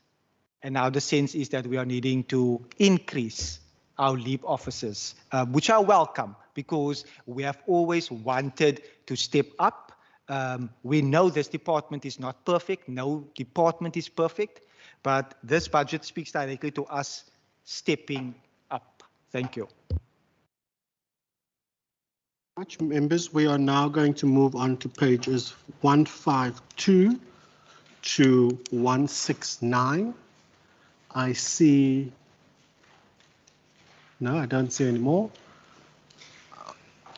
Can I get an indication of who'd like to start us off there? We'll go straight to you, Member Kama. 152 to 169. No, thanks. Thank you, Chair. I don't know. I don't have questions on those pages. But I wanted to correct, because the MEC was not certain as to what I meant around the issue of stations. I say we don't need LEAP stations, Chair. We need to focus around creating an environment that is conducive to policing crime. and support subs in line with what is expected of us in terms of the laws of the Republic. So that's what we need, even to assist subs to ensure that it has proper police station is a role that this department could make, and that is more of a tougher decision than creating a pseudo police station that would not service the very same needs that the MEC is talking about. Because someone who still needs to access subs would not access subs through a LEAP base. That person would still need to access subs through the subs police station. So a tougher decision is around ensuring how do we create an environment for police to be able to do their work than compete with the police. Thank you. Thank you very much, Member Kama. It's a very interesting comment. And I had a conversation with somebody a few weeks ago where they said that during load shedding, they went to a specific police station in the southern suburbs because they were being followed. And they were shocked that that police station was closed during load shedding. And I was quite alarmed because it was about 2 kilometers from my house. And I suggested that we call the 10111 number, which rang for 45 minutes. So eventually we had to call the public emergency center number. So it's a very, very interesting comment. And I'd like to maybe also propose, members, in our resolutions that we follow this one closely and also perhaps do an oversight visit to the LEAP base in Bishop Lavis to see what value that adds, and maybe engage with the CPF and the neighborhood watches there, and maybe also link that to our previous visit to the Mossel Bay area and what they're doing there as well. For pages 152, 169, I think I saw Member Barnes and then Member Kasim. Thank you, Chair. My question is on page 157, table A.2.1, under travel and substance abuse. What are the reasons for the high increase on travel and subsistence? My second question, which is the last one, Chair, is on page 159, under table A.2.3, advertising. Also there, Chair, what are the reasons for the increase in the budget for advertising? What will be advertised? Because I see it's a bit high. With regards to contractors, what type of contracts are these in such high increase in budget for this program? Thank you, Chair. Thank you very much. Member Kasim. Thank you, Chair. I just want to go back to the issue of CPFs. I'm not sure if it was answered because I couldn't hear the official online. What support is given to CPFs, and then also are there any plans to increase the amount given to CPFs? Because if you look at the amount given to CPFs, if just correct me if I'm wrong, if you look in the Strandfontein community, they get 5,000 Rand per year compared to what neighborhood watches are getting with the resources. If you look at the CPFs does schooling programs among others, and a lot of them take out of their own pocket to run these programs. So are there any intentions to increase the amount given to CPFs as well? Thank you. Minister and HOD, that's the round. Thank you so much. I'll let the HOD first start it off. Thank you, Honourable Chair.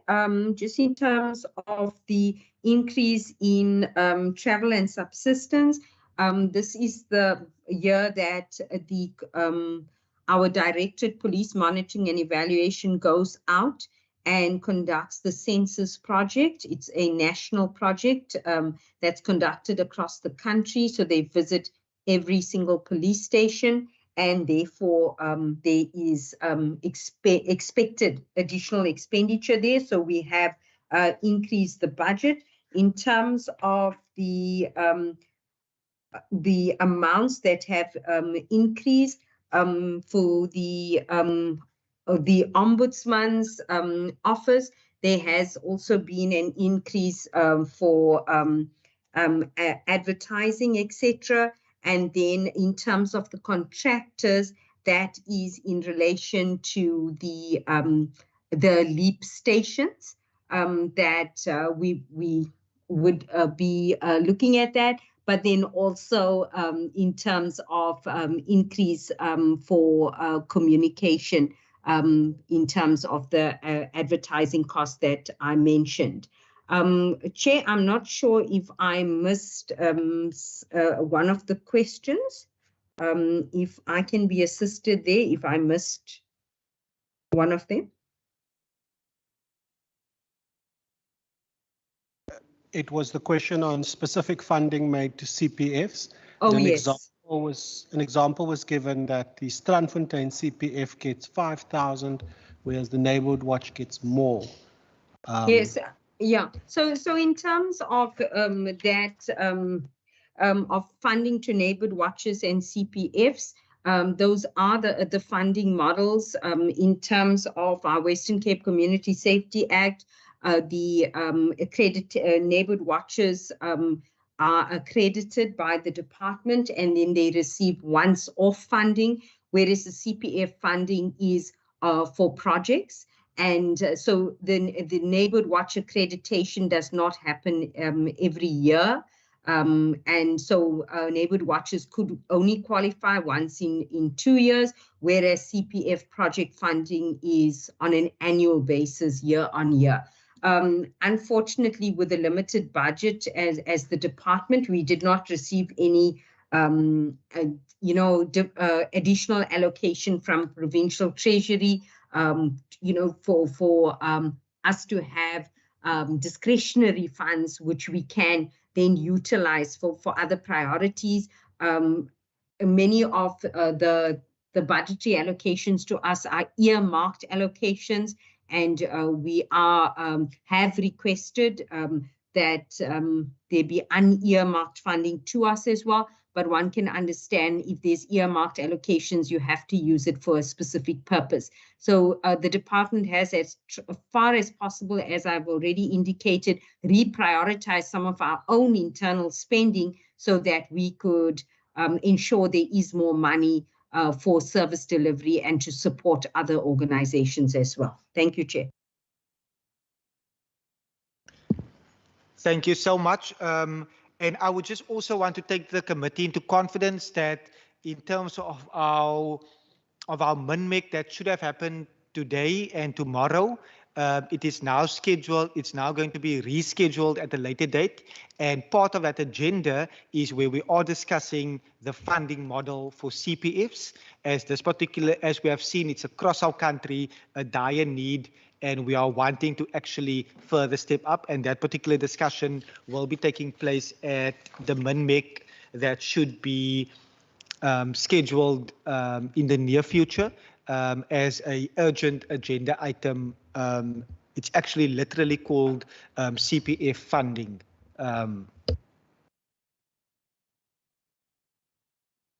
Thank you very much, members.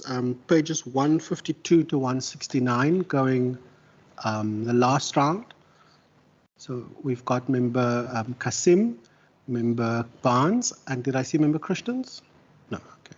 So member Kasim, member Barnes, and then we're going to close that section. Thank you, Chair. No, mine is just to excuse myself from the House. I think I did email you to let you know that I'm leaving early. And then secondly, if it is possible before the actual budget vote, if we can get that written response to all the political parties on the breakdown of the questions that I asked earlier, how many is being spent in each zone or area, if we can get that before next week. Thank you.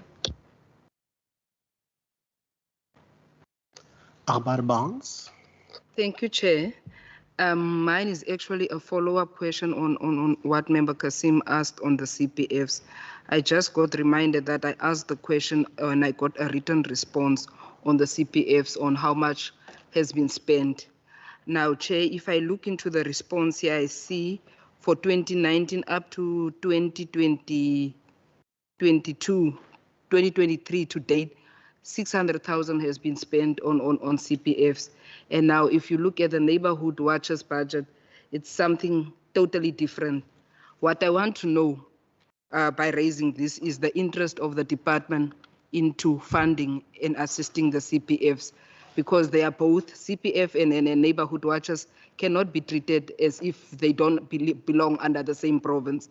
What is the interest? How much interest does the department have into assisting the CPFs and treating them as equal as neighborhood watchers and putting same effort that is placed in neighborhood watchers, so that, because this 600,000, watching it over for 4 years, a breakdown of 4 years, it's unexplainable, matching it vis-a-vis next to neighborhood watchers. If one can just get a response onto that and what the plan of the department is into improving what we are having here. Thank you, Chair.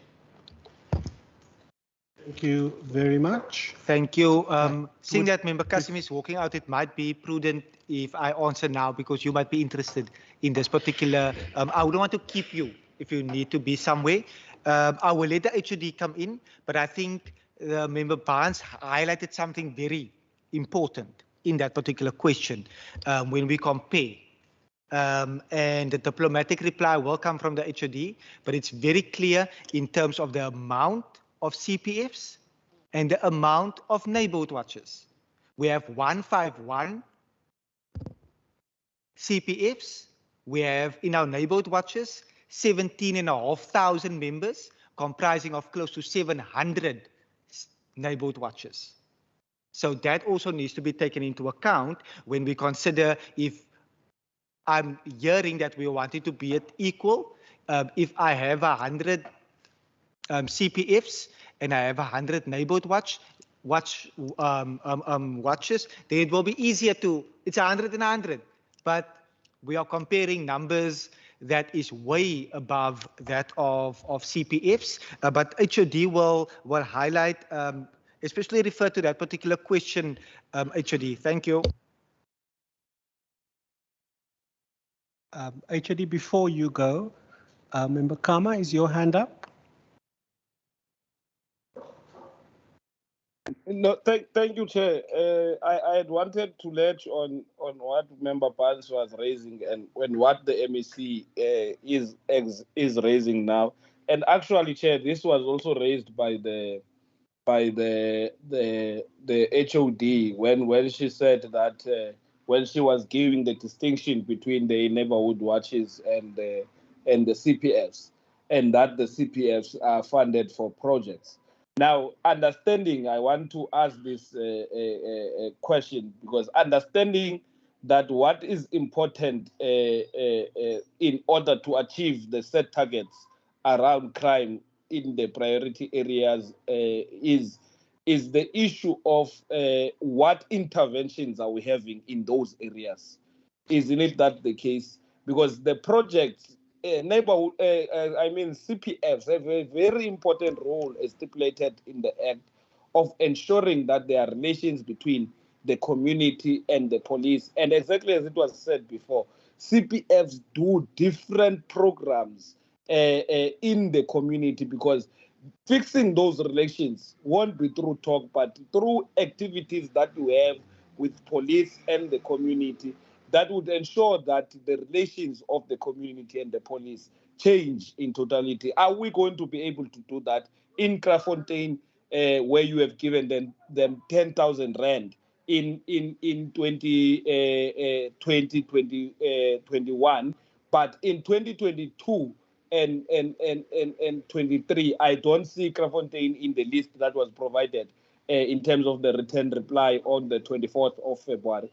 I don't see Krafontein in that area. So this says that we do not have a direct approach of making sure that community safety is on the ground, having interventions to ensure that we change the crime picture in the Western Cape. That is the principle of the question, Chair. Thank you.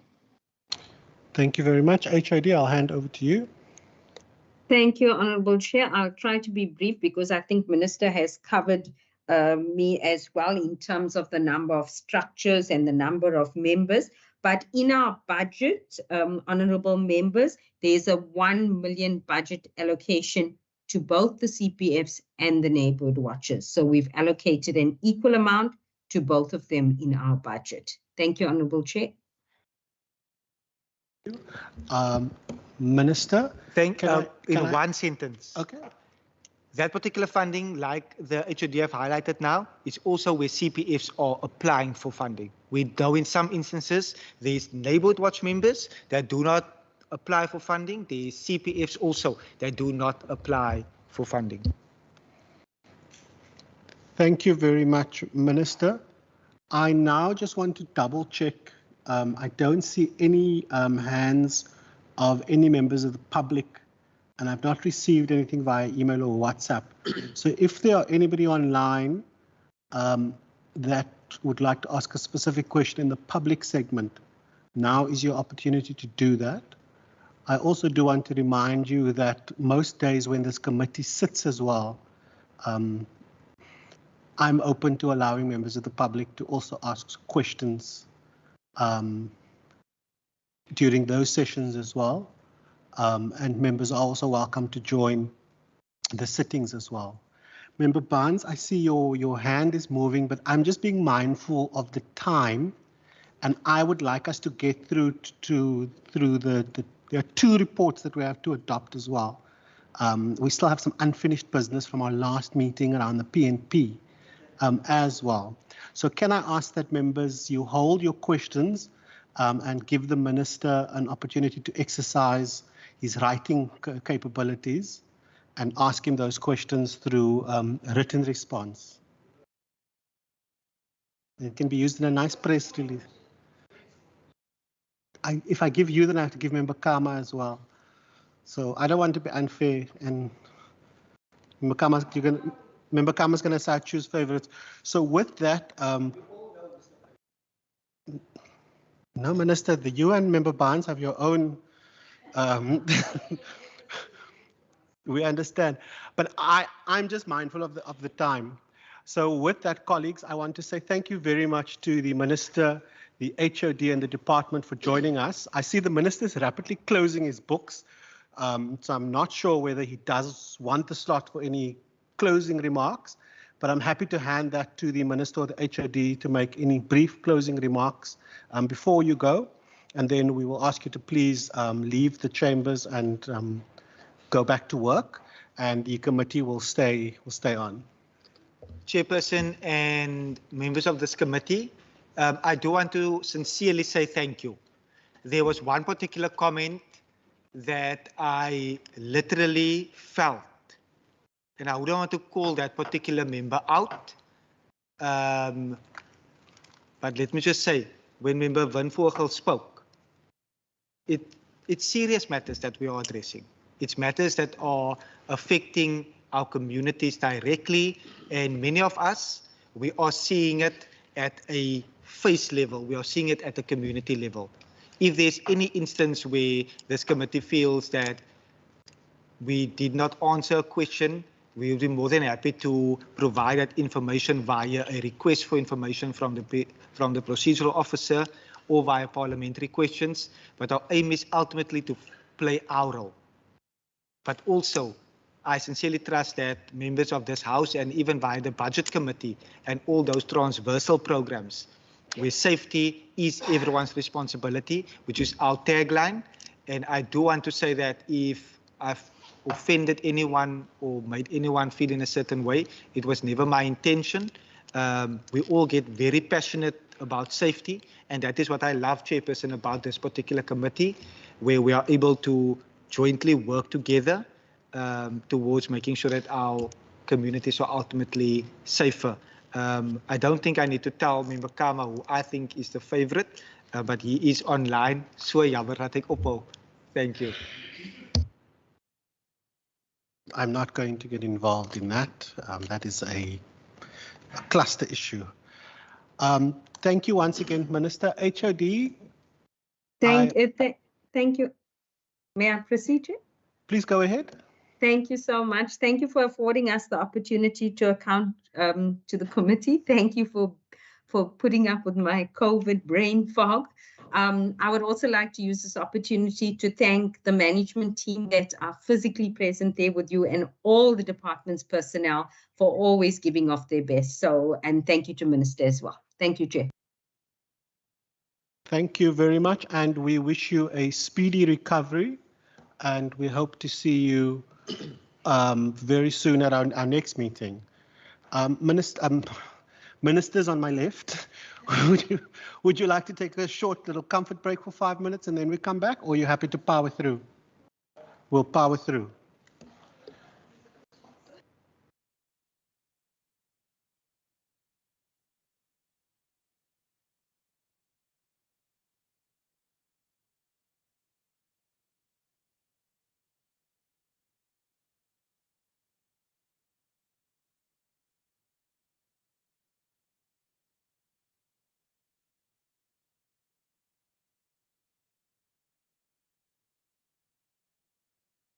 Now, I see lots of potential national cabinet ministers in the next reshuffle at the end of April after Easter. No, nationally. We are praying for Member Paku Force to become the next Minister of Social Development. Member Kama, Member Barnes will be in police. We're going to get all of the, nationally we're going to have LEAP officers nationally. Colleagues, we're now moving into the stage where we wanted to list any resolutions, requests for information and recommendations. And then what we'll do is we will include those in the minutes of the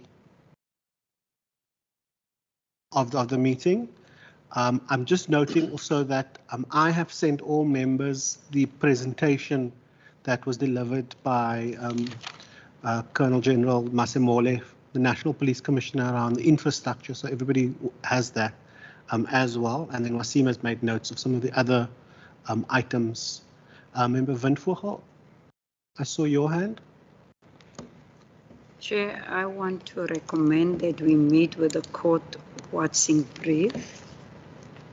And I think in terms of the minister touched on the, what do you call it, rural safety plan. If we can get the details requested by this member from the EFF.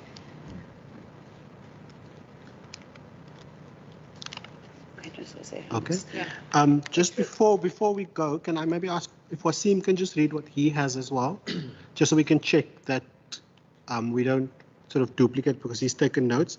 And there's changes with Member Windvogel. Can I ask, when we get a presentation on the court watching briefs, can we then also resolve to invite the National Prosecuting Authority as well, and maybe a visit to one of the courts as well? Because there's one question that I asked 2 years ago when I was still in social development about Syntheria Rex, a young lady who was murdered 15 years ago. And that case has been postponed for like 25 times. And I'm interested to see how the NPA also responds to these court watching briefs, because when I spoke to the National Police Commissioner, he was saying that this is a great idea, but they haven't found them way to, there's no consequence management. So if you come to the court and the docket is gone, is lost, or it's not there, or there was shoddy investigative work, there's a missing link there. So I'd like to find out from the NPA as well. Do they get reports on these court watching briefs as well? But Wasim, do you want to read out your resolutions and then we'll go back to the members? That, you spoke about something else now. Just make a note of the destruction, firearm destruction thing that we must still deal with. The visit is on the committee. Oh, is it? Okay, well. right. Before you go, can we get Wasim just to read out the resolutions, then we go back to her? But you can come back to it. Thank you, Chairperson. The committee requests the department to submit the financial breakdown of the funding allocated for each CPF for the, would it be for the 2023-24 year, the coming year? Yes. Okay. And then also, as per Member Kasim's request, the committee requests the department to submit the rural safety budget allocation per area per district, and then also request a description of the funding allocation increase to the Western Cape Liquor Authority with regard to the liquor enforcement policy, and then of course the addition of the court watching briefs presentation to the committee program. That's not a request, but more of a sort of a committee resolution. Okay, so then Member Barman, you wanted to continue on with that last one?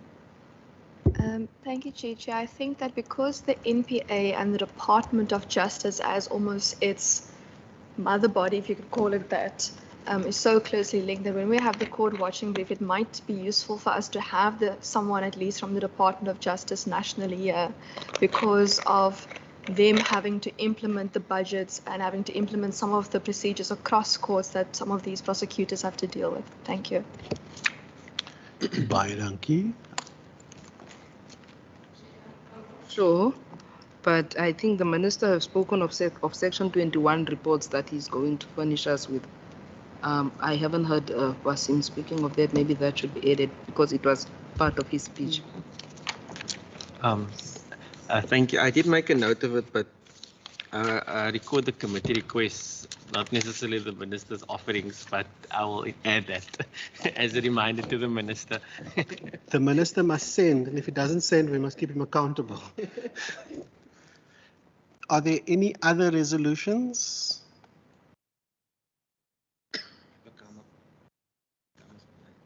Oh, Member Kama. Shamyo, I've been forgetting about Member Kama the whole day. Member Kama. Yes, thank you, Chair. Mine, Chair, would be if we, as part of the program, have a presentation by the Department of and the City of Cape Town around the LEAP officers and the questions around the numbers of those who join law enforcement, and how have we increased the number of LEAP officers, and also question on the oversight that the department has played over these LEAP officers. Thanks, Chair. Thank you very much. Can I also then ask that we take a visit to the Bishop Lavis LEAP base and resolve to interact with both the CPF and the Neighbourhood Watch and other community safety structures on the impact of that LEAP base. So maybe we can visit the LEAP base and then also visit the police station in Bishop Lavis as well. Member Barnes? Yes, Chair, I agree with what you are raising. Also on what Member Kama raised now on getting the community safety department of local government to come and present. I think we do have such a resolution, unless I forgot it. But I think the 2 meetings before this one, I've raised where I've asked if they can come and account to us. Unless I don't know, I just thought it is there, because I think you even helped me, Chair, by saying it's our duty. We can't say that JP Smith we are going to JP Smith, we must call him to here. I remember your direct words. Hence, I just thought, let me just bring this one in, because in my mind, I know standard we have at some committee meeting resolved on a LEAP officer's presentation from the city. Yeah, I just wanted to raise that because I hear Member Kama is now raising something similar to what I've raised long ago.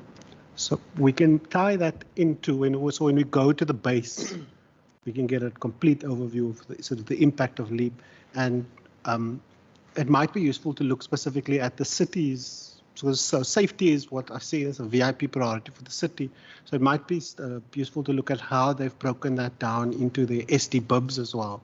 So how have you embedded safety at a ward level? And maybe we can then ask the Department of Community Safety and the Department of Health as part of that to give us a sort of a walkthrough of the safety dashboard. So when we're there in Bishop Lavis, maybe we can zoom into the safety dashboard to sort of look at the numbers from both sides. So we look at sort of crimes reported, crimes sort of solved, but also what does the data say from the health and wellness side?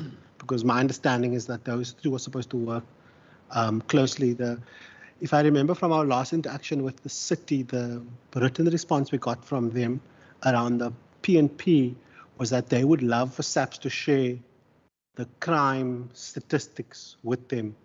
There's a specific, I can't remember the name of the report that they want, but SAPS is saying that they can't give it to them because the city obviously keeps their stats and then they have to wait for the quarterly crime statistic to come out. But what they're saying is they would like the SAPS numbers so that they can also plan deployment according to those numbers. And then my last one, Wasim, would be also if we can get a list from, we can get a list from the province through the minister's office on how many senior members of SAPS have joined the city of Cape Town. Every other day when I open the newspaper, I see that police officers have joined the city of Cape Town. So just to get an understanding of that, because there was a question earlier around succession planning and making sure that you plan for when people retire at station level as well. Member Van Voorholt, I think I saw your hand. Die microfoon, Member Kamer vir al klaar uithaal. Nee, ik kan maar verstaan Afrikaans wanneer ik kom praten. Yeah, but he can't hear if the mic is not on. Come again? Your mic wasn't on, so I'm saying he's already Oh, feeling left out, so we want him to hear. Nee, it's just a humble request, Chairperson. I think it's important that all of us are members here. We are not representing the department. When the department is here, let them answer our question. Dis wanneer ek gaan begin beklei wanneer members probeer om die departement se werk te wil vat. So it's a humble request. All of us are members. Don't try to represent the department. That's my humble request. Thank you, Chair. Okay, I'm not sure if I answered any questions from the department. I certainly don't remember that. Okay.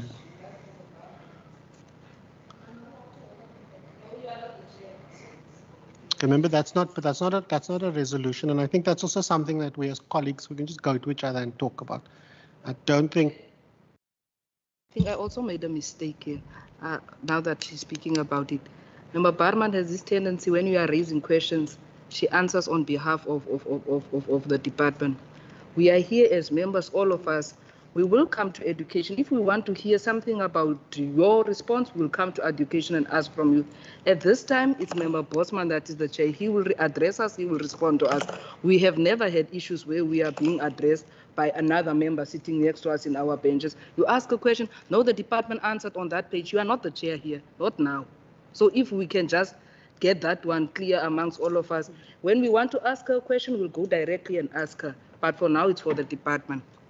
Okay, members, I'm just going to ask that when people speak, I think let's try, and the question is posed to the department and the department answer, but also let's respect each other as individuals and as colleagues. But I don't think that sits in the resolution part. We've lost Member Kama. So those are the resolutions as part of the meeting, and those resolutions will be contained in the minutes of our meeting, and we'll try and get the request for information in as soon as sort of we get them. I'm now going to table the draft report.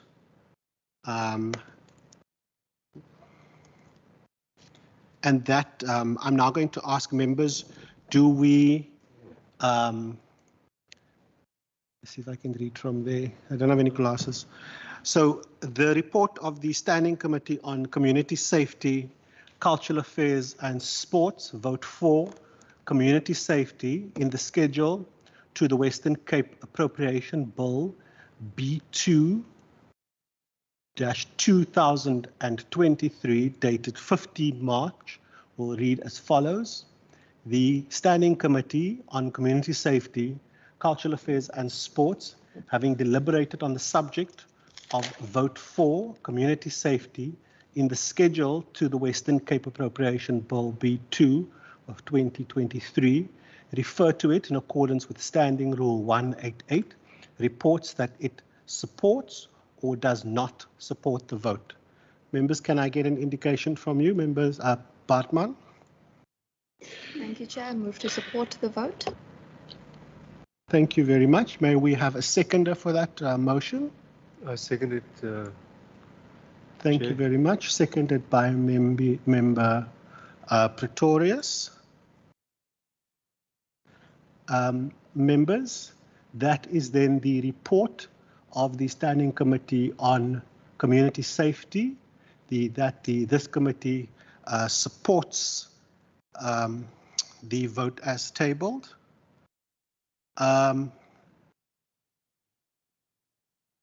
Yes. Chair. Yes, member. What do you mean no?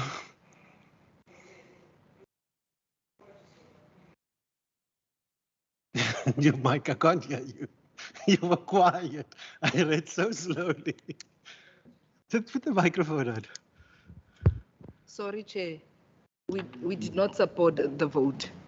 Yeah, on behalf of the ANC. As ANC, we are not supporting the vote. Thank you, Chair. Okay, you do not support. So Are you now asking me to, are you invoking Standing Rule 90?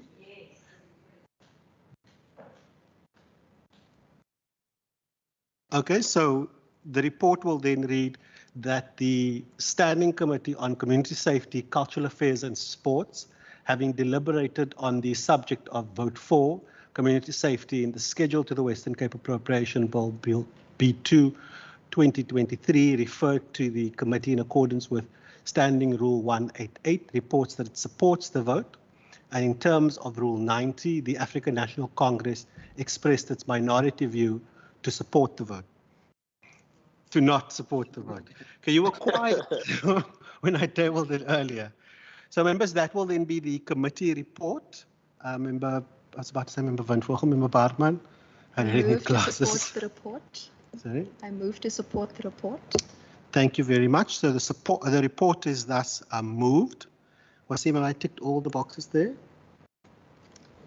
Yes, Chair, we may now move on to the next report. Thank you very much. Members, we are now going to pop onto the screen the draft report for the policing needs and priority for the meeting that we had on the 21st of February, and the draft minutes of that meeting and the meeting of the 7th of March will also be followed. So that is page 1. Let me just, I'm not going to put strain on my eyes.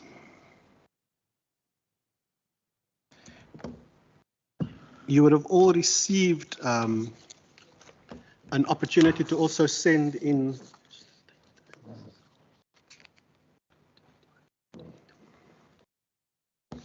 So the report will then read that the Standing Committee on Community Safety, Cultural Affairs and Sports, having deliberated on the 2021-2022 Policing Needs and Priorities report dated 7th March 2023, reports as follows. The committee, having received the referral of the Policing Needs and Priorities 2021-2022 report in accordance with Section 23(2) of the Western Cape Community Safety Act, Act 3 of 2013, proceeded to discuss the report. The committee, in accordance with Section 23(3) of the Act, considered the report. The committee, in accordance with Section 23(4) of the Act, afforded the Provincial Police Commissioner of the South African Police Service and the Executive Head of Municipal Policing the opportunity to give input on the report. The committee, having considered the report, having considered the input given by the Provincial Police Commissioner of the South African Police Service and the Executive Head of Municipal Policing, has no further recommendation or that we recommend that. So were there any specific recommendations that came out of the 2 meetings that we had? The first one was with DOCS, and the City of Cape Town opted to send a written response instead of coming to speak to us. And then on the 7th of March, we had a representative from the Provincial Police Commissioner table the report as well. Member Bartman? Chair, I remember, I think in the one meeting I asked for the cases of corruption in SAPS in the Western Cape in both the current and past financial year, which included the cases opened, arrests, cases dismissed, details on nature of corruption cases. I asked at that time for how they will be implementing the recommendation relating to SAPS that stems from the Zondo Commission State of Capture Inquiry reports. So we've got all of that. Okay. That will be contained in the minutes. But this is asking whether we want to make any changes to the PNP itself. So the committee is then, we have no further recommendations on the PNP. Member Kama? In light of what you are saying, I want to check, because in terms of the report of the PNPs and the response of SAPS, and this is what I had raised, because there was SAPS was highlighting that I think it was around the issue of the 62%. I think I don't remember quite clearly now. It was 62% of what, but the SAPS then indicated in their response that the department had misinterpreted the context around that percentage. And I asked in the meeting with SAPS whether is there going to be any corrections into the document itself so that it reflects the correct interpretation of what that 60%, for example, entailed. Then I understand that other issues would be a part of the minutes, but I just want that clarity whether perhaps it does affect the process that we're embarking on now. It does not affect the process because what if I understand correctly, SAPS was asking for the data that the department relied on, and they said they will engage on that data, but it doesn't change our recommendation because we can't recommend that the department change the report because they still need to give that context to SAPS. I think we also might need to look at maybe it's a few strategic written questions to SAPS to interrogate that number a little bit further as well, because I was quite shocked that if you have this system and you're saying that 6 out of 10 dockets that go missing, sort of, for me, irrespective of how you sort of present the results, it's still damning whether it's 6 out of the 62% out of the 10 that went missing, or if it's 62% of the total. So I don't think it requires us to change anything in here. I think what we might have to do, Member Kama, is just to put a specific resolution in our minutes as well, that we want to follow up on that. And I also want to understand why the department is using old annual reports as data references when there was a new annual report that came out. So I didn't understand that. And that's something that I wrote to them to ask, why are you using old data when you've got new data as well? So that doesn't affect the report.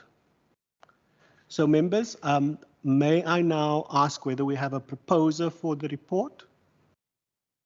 I see Member Barnes. You said, So Member Barnes is proposing, and then a seconder, Member Barnes and Member Bartman. So the Bs have it. The report is then duly adopted, and we will then send this off to the Programming Authority to be tabled in the House. Wasim? Apologies, Chair. I just changed the date at the top to the 15th because the initial date to adopt it would have been last week. So just the change at the top says that it was adopted today and not last week. Okay. We've also changed 2021 to 221 financial year as well. Yes. Okay.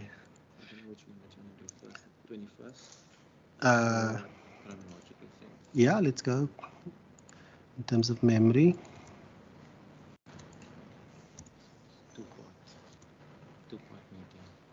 So members, this is now the minutes which I'm tabling now for our meeting on the 21st of February 2023, where we had the Provincial Department of Community Safety present the PNP to us, and we also tabled the city's responses. So I'm tabling now the first page, which deals with attendance. I just want to check, Member Christians, were you in this meeting or were you online? I think I remember Member Christians were online. There's no Member Christians. I got online for the second one. And the 21st? The one of the 7th, not the 21st. Oh, okay, we got an apology from Member Christian, sorry. Okay, and we're moving on to page 2.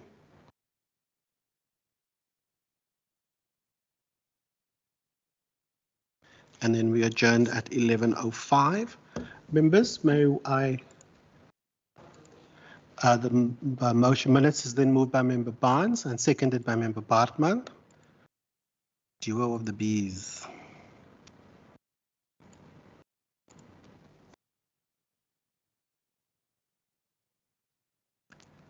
The next one is going to be the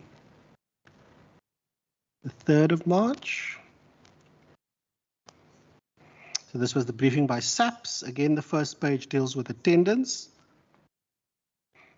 We had an apology from Member Barnes and an apology also from Lieutenant General Patekile. Moving on to page 2.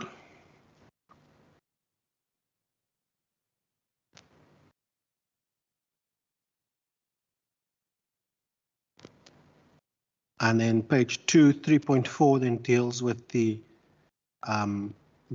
page point 3.1 that deals with the requests for information. Member Bartman.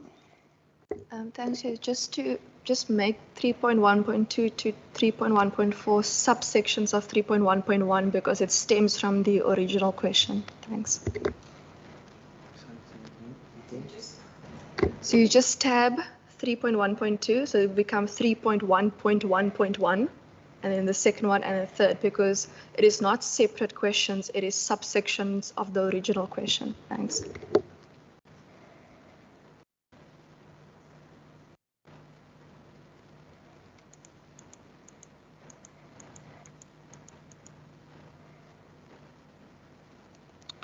Okay, the next section dealt with more requests for information, and this is specifically regarding digital technologies, and then also the number of dockets lost, the number of SAPS officials dismissed or disciplined for corruption, the number of SAPS members arrested for involvement in known gangs, the number of firearms stolen from the Western Cape during the 2023 financial year to date.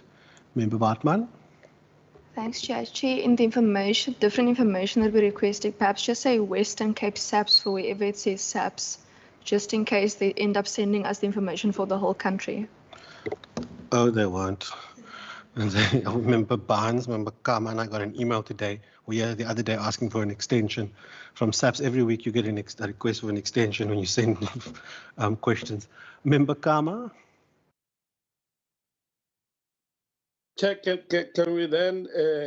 Sorry. Can we then add the request that you had made around the interpretation of the 60%, because Chair, I don't know whether this will request both from SAPS and the department, because the understanding that I got in that meeting is that SAPS, upon receiving the report, had requested the source that the department got the information from, and upon SAPS looking at the source, it then realized that the department is, in conclusion, is quoting that information out of context, because that was because there was a sample that was made there.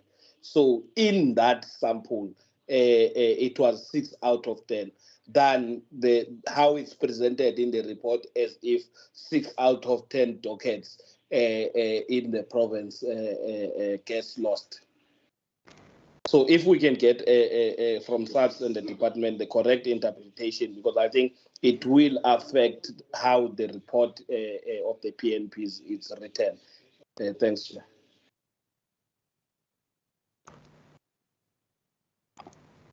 So what we're essentially then asking is from both SAPS and the department.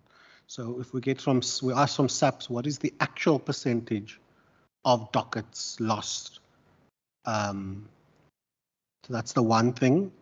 And then the second thing, request is for the department to then give us a breakdown of how they came to the conclusion that 62, I think it was 62%. I'm just looking for the page on the P. 2 years.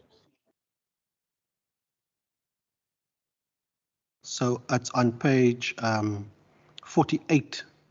So if they could give us a breakdown of how they came to the conclusion that that percentage of the 62.9% of dockets lost in the integrated case docket management system. Member Bartman?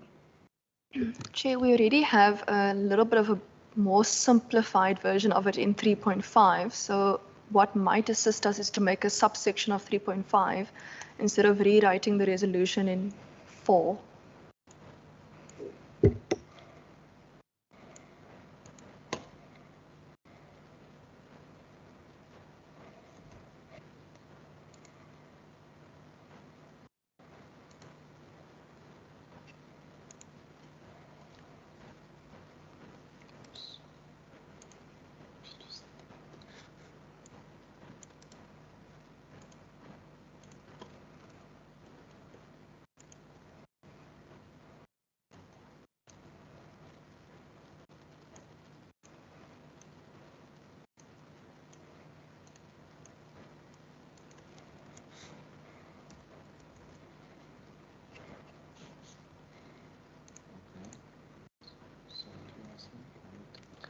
So we're asking for the actual number of dockets lost in the death system. And then the second part of it is asking the department to give us a breakdown of how they came to the conclusion that 62.8% of the dockets were lost, because there's a dispute within SAPS. SAPS's argument was that the department took that number out of context. They said that that number means that out of the 10 dockets that went missing, 62.8% of them went from that system. Chairperson, this 3.5 falls under request from SAPS or request to SAPS, and the explanation that you want is for the department.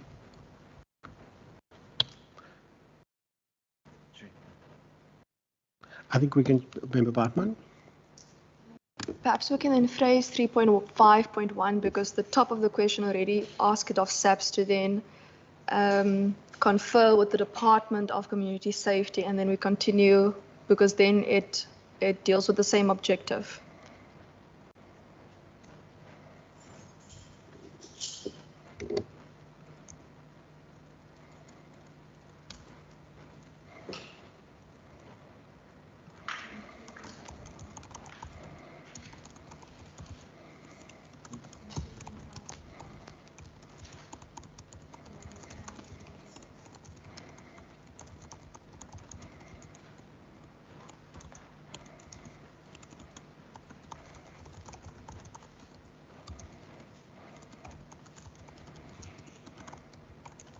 This will be 3.5.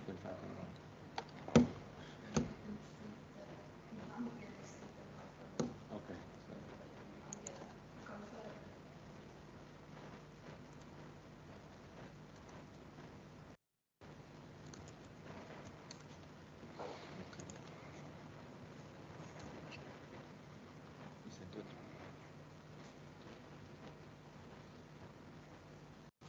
So this must be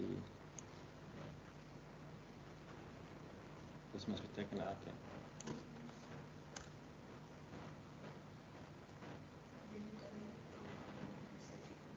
Okay.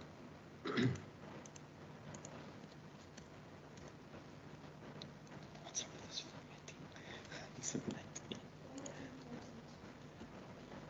Okay.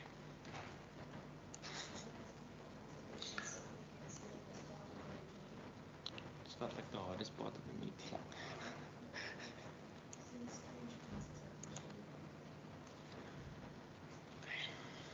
Okay, members, are we happy with the minutes as is? May I now then ask members if there's a proposer for us to adopt the minutes? Member Bartman, may we have a seconder? Member Christians. Member Barnes can't now because she wasn't there that day.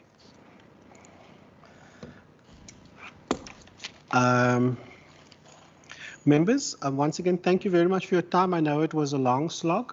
I will see some of you very early tomorrow morning for the fun part, the next half of this committee. The meeting is thus adjourned, and I hope you have a wonderful evening.